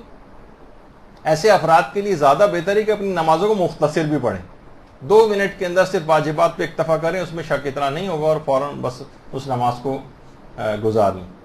اچھا اسی طریقے سے بہت سارے افراد ہیں وضو اور غسل کے اندر پانی کو بہانے کا کہ پانی پہنچا نہیں پہنچا غسل کیے چلے جا رہے ہیں. وضو کے اندر دیکھیے وہ میں پہلی دفعہ بھی بات آئی تھی کہ وضو کے لیے مستحبات میں سے ہے کہ پانی 1 مد ہو یعنی 3 پاؤ, اور غسل کے لیے پانی 1 سا ہو یعنی 3 کلو یا 3 لیٹر کے برابر, یعنی اس کے کم و بیش آگے پیچھے. تو باقاعدہ علماء اس کی پریکٹس, محسن قرائتی نے باقاعدہ ایک درس کے اندر گلاس جو کہ آدھے سے بھی کم بھرا ہوا تھا, کہا اس میں بھی اکثر مستحبات کے ساتھ وضو کرنا ممکن. لوگ کہیں گے بھائی کیسے ممکن ہے؟ خود ہمارے استاد محترم کہتے ہیں میں 3 گلاس پانی سے جو غسل کر کے دکھا سکتا ہوں کسی کو. تو بہرحال یعنی مقصد کہنے کا یہ کہ ہم بہت ہی زیادہ اسراف اور شک اور وسواس کی بنا پر پانی اسراف کے اندر بہت زیادہ خرچ کرتے ہیں. تو دیکھیے علماء یہ بھی بات بیان فرماتے ہیں کہ دیکھیے پیغمبر اکرم 1 سا پانی سے غسل کیا کرتے تھے, یعنی جو مستحبات ہیں پیغمبر اس پہ بھی عمل کرتے ہوں گے اور خود غسل کے مستحبات پہ بھی عمل کرتے ہوں گے جس میں ہر عضو کو 3 مرتبہ دھونا بھی ہے. تو اس کا مطلب یہ ہے کہ ممکن ہے نا کہ پیغمبر اتنا زیادہ کہ جب مستحبات پہ بھی عمل کر رہے ہیں اور وضو میں یہ بھی مستحب ہے کہ پانی 1 سا ہو یعنی 3 لیٹر ہو, تو 3 لیٹر پانی کے اندر پیغمبر 3 مرتبہ بھی عضو کو دھوتے ہوں گے. علماء نے کہا کہ جب میں مستحبات پر عمل کرتے تھے.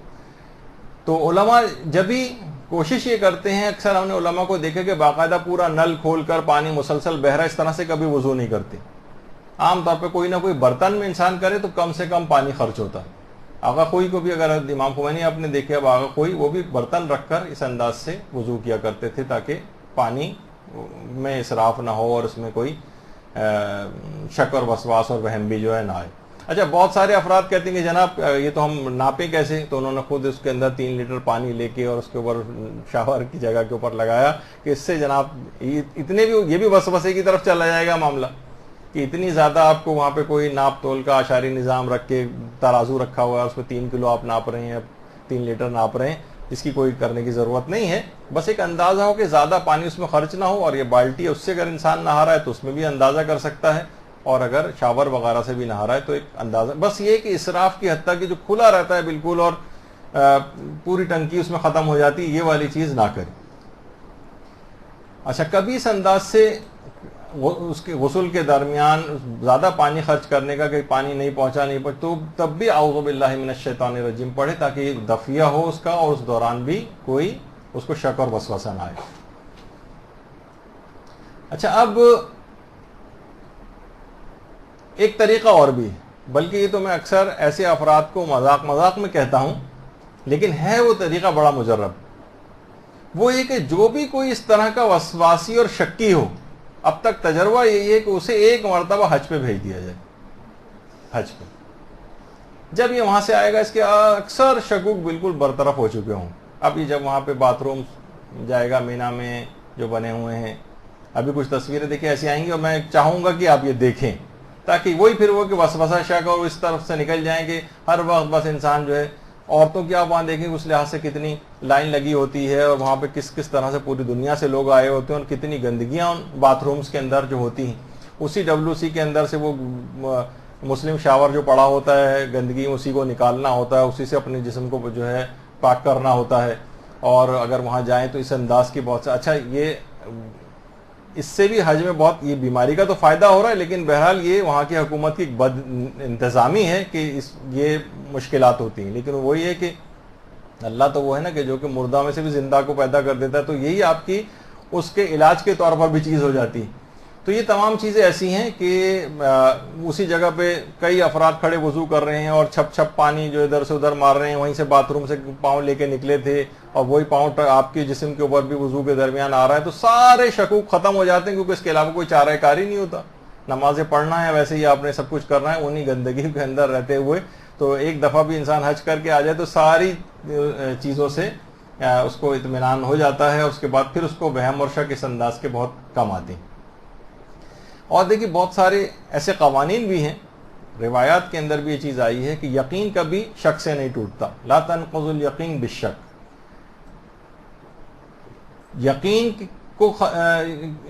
یقین کبھی شک سے نہیں ٹوٹتا, اس کے لیے ایک اور یقین ہونا چاہیے. یعنی اگر آپ کو پچھلی کوئی حالت اپنی پتہ ہے تو آپ سمجھیں کہ وہی پاکیزگی کی حالت اب بھی میری برقرار ہے.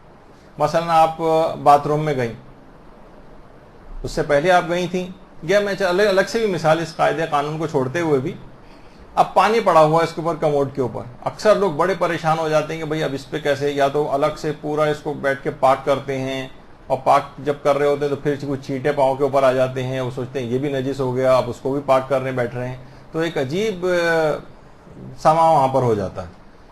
اب آپ خود اپنے آپ سے سوال کریں کہ یہ جو پانی کے قطرات نظر آ رہے ہیں، کیا یہ کوئی نجاست ہے؟ یقین سے آپ کہہ سکتی ہیں، قسم کھا سکتی ہیں آپ کی نجس چیز ہے؟ ٹھیک ہے، کوئی شخص ابھی اس کو استعمال کر کے گیا ہے، باتھ روم سے آپ کے سامنے باہر نکلا ہے، آپ کو کیا پتا کہ یہ عام پانی ہے، یہ کوئی نجاست؟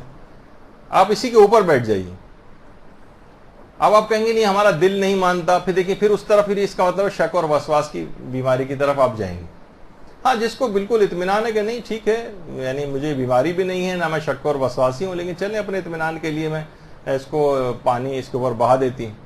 بہت سے افراد تو اس لحاظ سے باقاعدہ وہاں بیٹھ کے اس کی صفائیاں شروع کر دیتے ہیں، اور اس کے جب تک یہ نہ ہو، یا مثلا باقاعدہ وہاں پر پوری ٹیشو پیپر رکھ کے اس کو سجا کر اس کے اوپر بیٹھتے ہیں، سیٹ بنا کے اس کی۔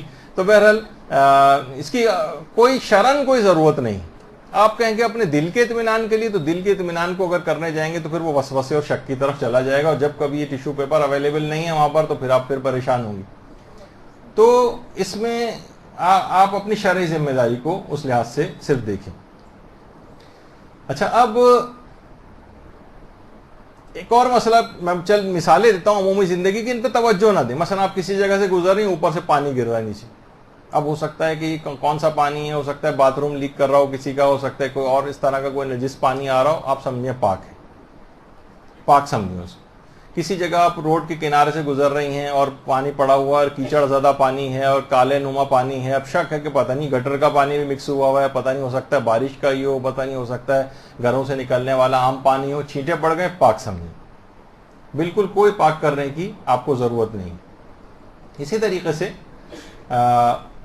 مثلا ایئر لائن میں سفر کر رہے ہیں، اور مثلا کوئی ہندو ایئر لائن ہے، چلیں جس کے متعلق یہ ہے کہ چلیں کوئی وہاں پر گوشت کا آئٹم نہیں ہے، وہ نہیں کھا سکتے اس کے اندر، لیکن اور جو بنا کر لائے ہیں، اب ایئر لائن جو وہ بھی مثلا ہندو ہے، عیسائی اور یہودی تو چلیں اب پاک ہو گئے ہیں موجودہ مجتہدین کے فتوے میں، تو ان کا ہاتھ بھی اگر لگے تو اس میں مسئلہ نہیں ہوتا، لیکن جیسے ہندو، سکھ ہیں، بدھسٹ ہیں، بہت سی ایئر لائن ایسی ہیں، مثلا سری لنکن ایئر لائن ہے، سارے عملہ بھی وہاں بدھسٹ ہے مثلا، وہ لا کر آپ کے سامنے رکھ رہا ہے، یقیناً بنایا بھی ان لوگوں نے خود ہی ہوگا، کہیں ہو سکتا ہے ان کا ہاتھ لگاؤ، کسی پر توجہ نہ دیں، اور ذبیحے کے علاوہ یعنی گوشت کے آئٹم کے علاوہ ان کافروں کے ہاتھ سے کوئی بھی چیز اس طرح سے لا کر رکھیں جس میں آپ نے اپنے آنکھوں سے ان کا ہاتھ لگتے نہ دیکھا ہو، تو حالت شک میں اس کو کھا سکتے ہیں، اس میں کوئی پرابلم نہیں ہے، کوئی اس کے اندر مسئلہ ایسا نہیں۔ مثلا آپ کسی جگہ کا بیسن استعمال، اکثر لوگ سوالات پوچھتے ہیں آفس میں مثلا ہندو بھی ہیں اور اس قسم کے افراد بھی ہیں، اب کیا ہے کہ وہ ابھی بیسن کو استعمال کر کے آیا ہے، وہاں پہ پانی وغیرہ پڑا ہوا ہے، اور اس واش بیسن کا جو مثلا نل ہے اس کے اوپر بھی پانی لگا ہوا ہے، یقیناً اس کا ہاتھ بھی اس پہ لگا ہوا، آپ نے کچھ آنکھوں سے نہیں دیکھا، ٹھیک ہے کچھ گیلاہٹ آپ کو نظر آ رہی ہے، لیکن آپ کو نہیں پتا، اپنی آنکھوں سے نہیں دیکھا، 100% یقین کے ساتھ نہیں کہہ سکتے پانی اس کے ہاتھ سے ٹکرا کر یہاں لگا ہوگا، دل کو ہو رہا ہوتا ہے کہ 90% کہ یہ ہوا ایسا ہی ہوگا، لیکن اس میں بھی اسلام کہتا ہے کہ ہم آپ کو شک کا فائدہ دیتے ہیں اور آپ اس کو پاک سمجھیں، اور کوئی پاک کر کے، بہت سے لوگ باقاعدہ نلوں کو پاک کرتے ہیں، بیسن کے اندرونی حصے کو پاک کرتے ہیں، اسی کوئی ضرورت نہیں۔ تو یہ سب چیزیں شریعت نے اس سلسلے میں بتائی ہوئی۔ مثلا کسی کے گھر گئے، اب دیکھا کہ بستر کے اوپر اس طریقے سے کوئی گیلاہٹ کوئی چیز ہے، بچے وغیرہ بھی گھومتے نظر آ رہا، ہو سکتا ہے کسی بچے کا پیشاب ہو مثلا، اب کیا ہے کہ اور لیکن یہ بھی ممکن ہے کسی نے پانی گرا دیا ہو، اب یا تو کیمیکل ایگزامینیشن کریں اور اس کو سونگ کر دیکھیں یا وغیرہ وغیرہ، وہ تو کوئی ضرورت نہیں ہے آپ کو کہ اپنے آپ کو مصیبت میں ڈالنے کی۔ اسلام کہتا ہے کہ اس صورت میں آپ شک کے اوپر توجہ نہ دیں اور اس کے اوپر بیٹھ جائیں، بیٹھ سکتے ہیں، ضروری نہیں کہ بیٹھیں، لیکن اس کے اوپر بیٹھ سکتے ہیں، اور اگر آپ کو کچھ نہیں پتا ہے جب تک یقین نہ ہو اس کو پاک سمجھ سکتے ہیں، بعد میں پتہ چل گیا، یقین ہو گیا اور آپ کے وہ منتقل بھی ہو گئی تھی آپ کے کپڑوں تک اگر وہ نجاست، ورنہ اکثر عام طور پہ ہوتا ہے کہ مثلا بچے نے پیشاب کیا، تھوڑے دیر بعد اس کی ہلکی سی نمی باقی رہ جاتی ہے، لیکن وہ آپ کے بیٹھنے سے وہ نجاست آپ کے کپڑوں تک نہیں آتی، تو اس نمی سے بھی آپ نجس نہیں ہوتے، وہ پاک سمجھیں گے اس کو اور کوئی اس میں حرج نہیں۔ کتنے افراد ایسے ہیں جو لوگوں کے گھروں میں جاتے ہیں اور ان کو کہتے ہیں کہ جناب ہمیں شک ہوتا ہے کہ ان کی کمائی حرام کی تو نہیں، بہت سے افراد کہتے ہیں ان کی جاب ایسی ہے، تو نہیں، کی جو کھانا بھی آپ کے سامنے چائے یا کھانے کی کوئی چیز لا کے رکھیں وہ بھی آپ کھا سکتے ہیں, آپ پہ کوئی مسئلہ نہیں. بہت سے لوگ کہتے ہیں کہ جناب پتہ نہیں وہ خمس دیتا ہے یا خمس نہیں دیتا, ایسا نہ ہو کہ اس کا مال اس انداز سے خمس نہ نکالنے کی وجہ سے حرام ہمارے اندر چلا جائے. نہیں, آپ اس کی تمام چیزیں استعمال کر سکتے ہیں. تو اسی طریقے سے اب یہ ہوتا ہے کہ بعض اوقات کہ جناب اوپر ہم نے صبح ٹنکی کو فل کیا تھا, اوور فلو بھی ہونے لگی تھی, پانی کور ہو گیا تھا اس کا. آپ کو پتہ ہے کور پانی سے اگر کسی نجس چیز کو متصل کر دیں, جیسے کارپیٹ کو بھی اگر آپ نجس کارپیٹ ہے اس کو کور پانی سے متصل کر دیا اگر آپ نے, تو پانی جیسے اس پہ سرایت کر جائے گا, اس کو نچوڑنے کی ضرورت بھی نہیں ہوگی کارپیٹ کو, کور پانی سے جو پاک کرنے کا جو طریقہ ہے. اب آپ کو شک ہو رہا ہے کہ صبح تو ہم نے اوور فلو ہوئی تھی ٹنکی, یعنی ٹنکی تو کور ہو گیا تھا پانی, لیکن اس کے بعد لوگ نہائے بھی ہیں, کچھ استعمال سے کم بھی ہو گیا ہوگا, ہو سکتا ہے اب کور نہ رہا ہو. شک کی حالت میں سمجھیں کہ ابھی بھی پانی کور ہی ہوگا اور کور کا ہی اس کے اوپر اطلاق کریں جب تک کہ یقین نہ ہو جائے کہ اب پانی کور نہیں رہا, یعنی اتنا کم پانی آ رہا ہے کہ آپ کو سمجھ میں آ گیا کہ نہیں اب پانی کور نہیں رہا, اطمینان ہو گیا. تب تک آپ اسی شک اگر آ بھی رہا ہے آپ کو تو اس کو اسی یقین کی طرف, پچھلے یقین کی طرف کھینچ کر لے جائیں. اسلام کہتا ہے کہ اس کو اب بھی کور مان لو, یعنی اس پہ شک پہ توجہ نہ دو, یعنی موجود ہو. اسی طریقے سے آیت اللہ بہجت دیکھیے ایک چیز اور کہتے تھے کہ ٹھیک ہے بہت سی چیزوں میں انسان خود سے احتیاط رکھ سکتا ہے, لیکن دوسروں کو ہمیشہ جب کوئی مسئلہ بتائے تو وہ آسانی اور سہولت والا بتانا چاہیے. اس میں آپ لوگ کیا کرتے ہیں, انتہائی سخت کر کے مسئلہ دوسروں کو بتاتے ہیں جس پہ وہ عمل نہیں کر پا رہے ہوتے. تو آغا سیستانی بھی فرماتے ہیں کہ دیکھیں, وہ کہتے ہیں کہ نجس کپڑے کو پاک کرنے کے لیے جو بھی آپ کا فریضہ ہے, ایک دفعہ کپڑے کو پاک کرنا ہے یا 2 مرتبہ مثلا کپڑے کو پاک کرنا ہے, تو کہتے ہیں کہ اب آپ اپنے شرعی فریضے کو پورا کر دیں 1 دفعہ یا 2 دفعہ پاک کر کے. اب خواہ آپ کا دل مطمئن نہ بھی ہو تب بھی آپ سمجھیں کہ کپڑا پاک ہو گیا, چاہے دل کہہ رہا ہے نہیں مطمئن نہیں ہے, اسے اور ابھی دھونا چاہیے, ابھی اور پاک کرنا چاہیے, ابھی 1 دفعہ اور کر لیتا ہوں, نہیں, بس اس تقاضے کے اوپر عمل نہ کریں. وہ فرماتے ہیں کہ جتنا آپ اپنے آپ کو یقین دلائیں کہ اللہ نے جتنا مجھ پہ واجب کیا تھا میں نے اپنا واجب انجام دے دیا ہے, اور بار بار اس عمل کی اگر وہ تکرار نہ کرے اور بار بار اس کو پاک نہ کرے تو جلدی اس بیماری سے نجات مل جائے گی.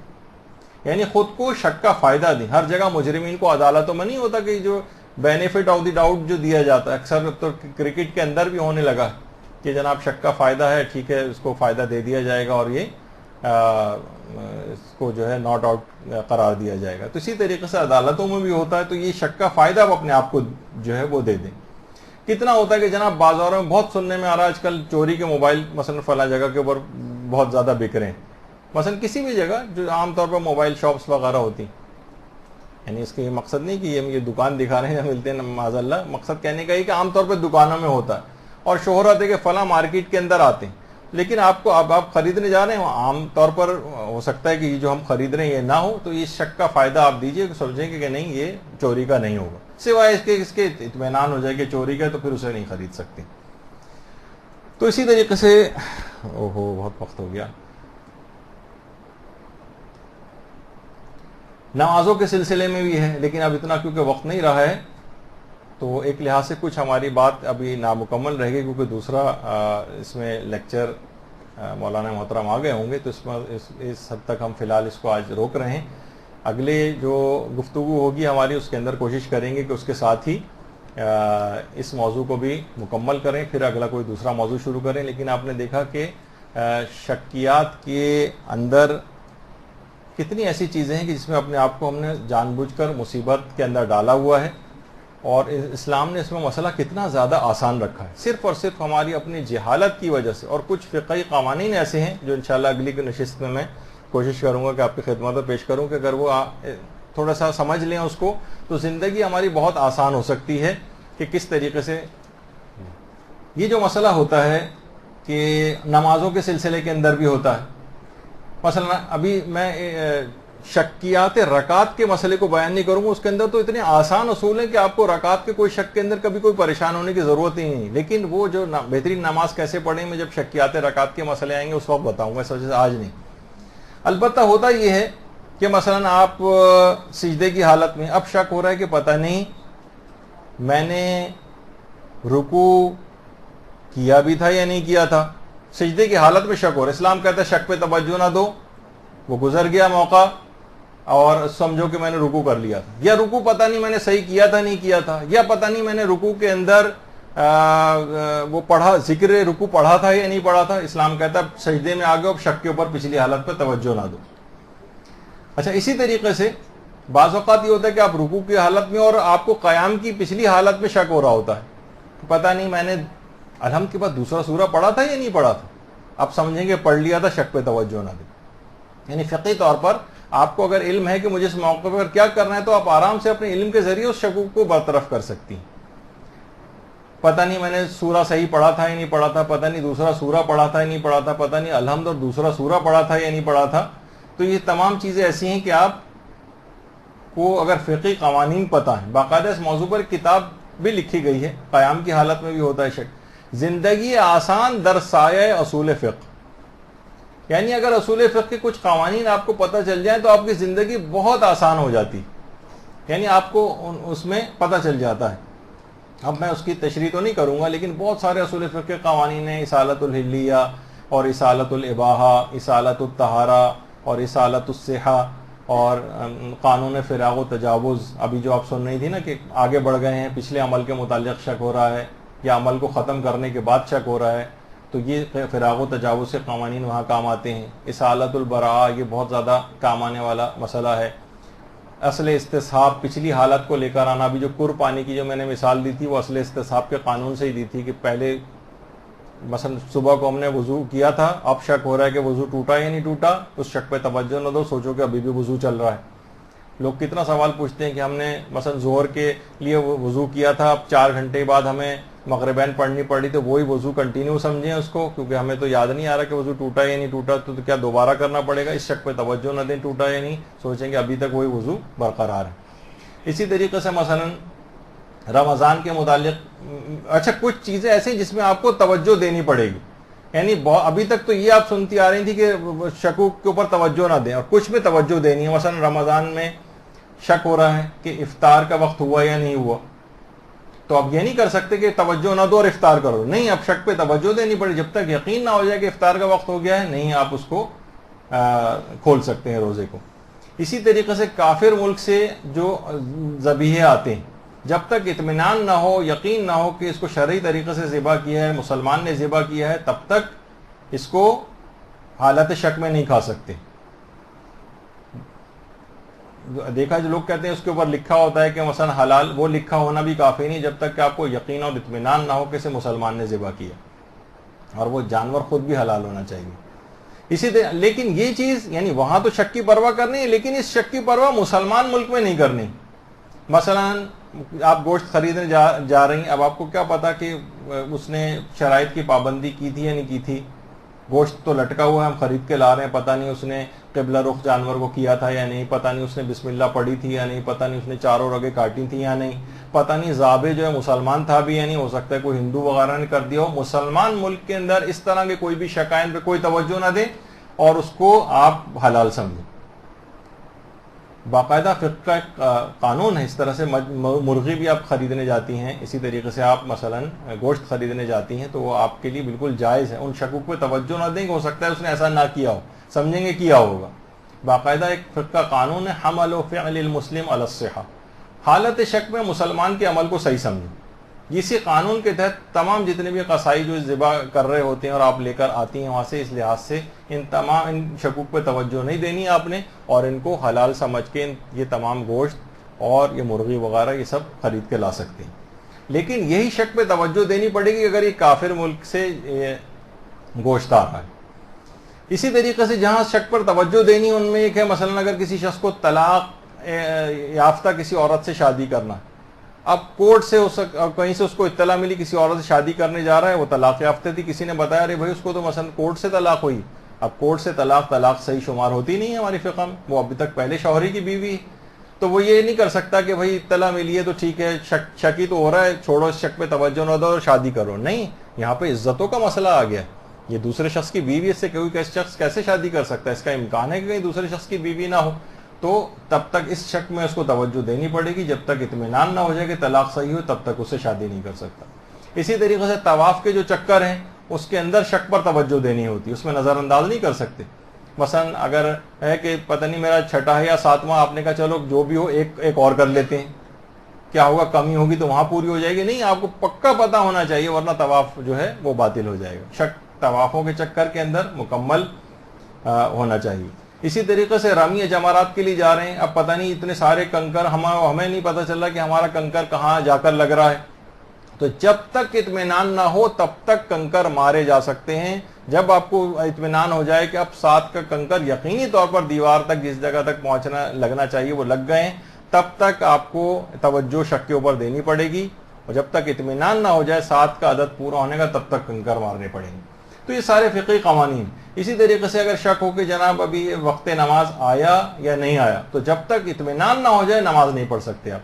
بہت سے لوگ کہتے ہیں بھائی 5 منٹ بعد ہی جو ہمیں نکلنا ہوتا ہے, تو ہم ایڈوانس میں 5 منٹ پہلے اگر فجر کی نماز پڑھ کے نکل جائیں تو یہ ممکن نہیں جب تک اطمینان نہ ہو. اسی طریقے سے مثلا شعبان کے روزوں کا بھی ہے کہ 30 سے شعبان ہے آج یا اول رمضان, تو اگلے دن اس شک کی حالت میں رمضان کی نیت سے روزہ رکھنا حرام ہوتا ہے. اب وہ آپ کو فقہی طور پر, لیکن اگر یہی شک 30 رمضان کے اندر ہو کہ آج 30 رمضان ہے یا پہلی شوال, اس دن روزہ رکھنا واجب ہوتا ہے. تو یہ چیزیں ایسی ہیں کہ کچھ فقہی قوانین ہیں, اس سے یہ پتہ چلتا ہے. تو بہرحال اچھا, کچھ چیزیں ایسی ہیں کہ جس کے اندر میڈیکل علاج بھی کروانا ہوتا ہے. یعنی بہت آبسیسو کمپلسو ڈس آرڈرس ہماری سائیکیٹری میں کہلاتے ہیں, کچھ ایسے جس میں بار بار انسان, مثلا ہاتھ دھونے کی بیماری. اکثر آبسیسو کمپلسو ڈس آرڈر کے جو مریض ہوتے ہیں, نفسیاتی بیماری ہوتی ہے, اس میں ان کو ہینڈ واشنگ, بار بار ہاتھوں کو بار بار دھونے کا ایک مرض لاحق ہوتا ہے. یعنی اس کی ایک علامت یہ بھی ہوتی. تو اگر کسی جگہ پر ایسے افراد علاج کروا سکیں ڈاکٹر سے اپنا, تو وہ بھی ضروری ہوتا ہے. ان دعاؤں اور اذکار کے علاوہ جو ہم نے اس سے پہلے, کیونکہ دیکھیے ان دواؤں کے اندر بھی شفا پروردگار ہی نے دی. تو ایک نبی خدا نے کہا تھا نا کہ پروردگار میں علاج نہیں کروں گا, میں تو تجھ سے شفا کا طلبگار ہوں. تو پروردگار نے بھی کہا تھا کہ میں بھی تمہیں اس وقت تک شفا نہیں دوں گا جب تک کہ تم دوا استعمال نہ کرو گے, کیونکہ دوا کے اندر اثر بھی تو میرا ہی پیدا کرتا ہے. تو اسی طریقے سے جب ضرورت پیش آتی تھی تو ائمہ معصومین خود بھی جاتے تھے. جب امیر المومنین علیہ الصلوۃ والسلام, اللہم صلی علی محمد وعلی محمد,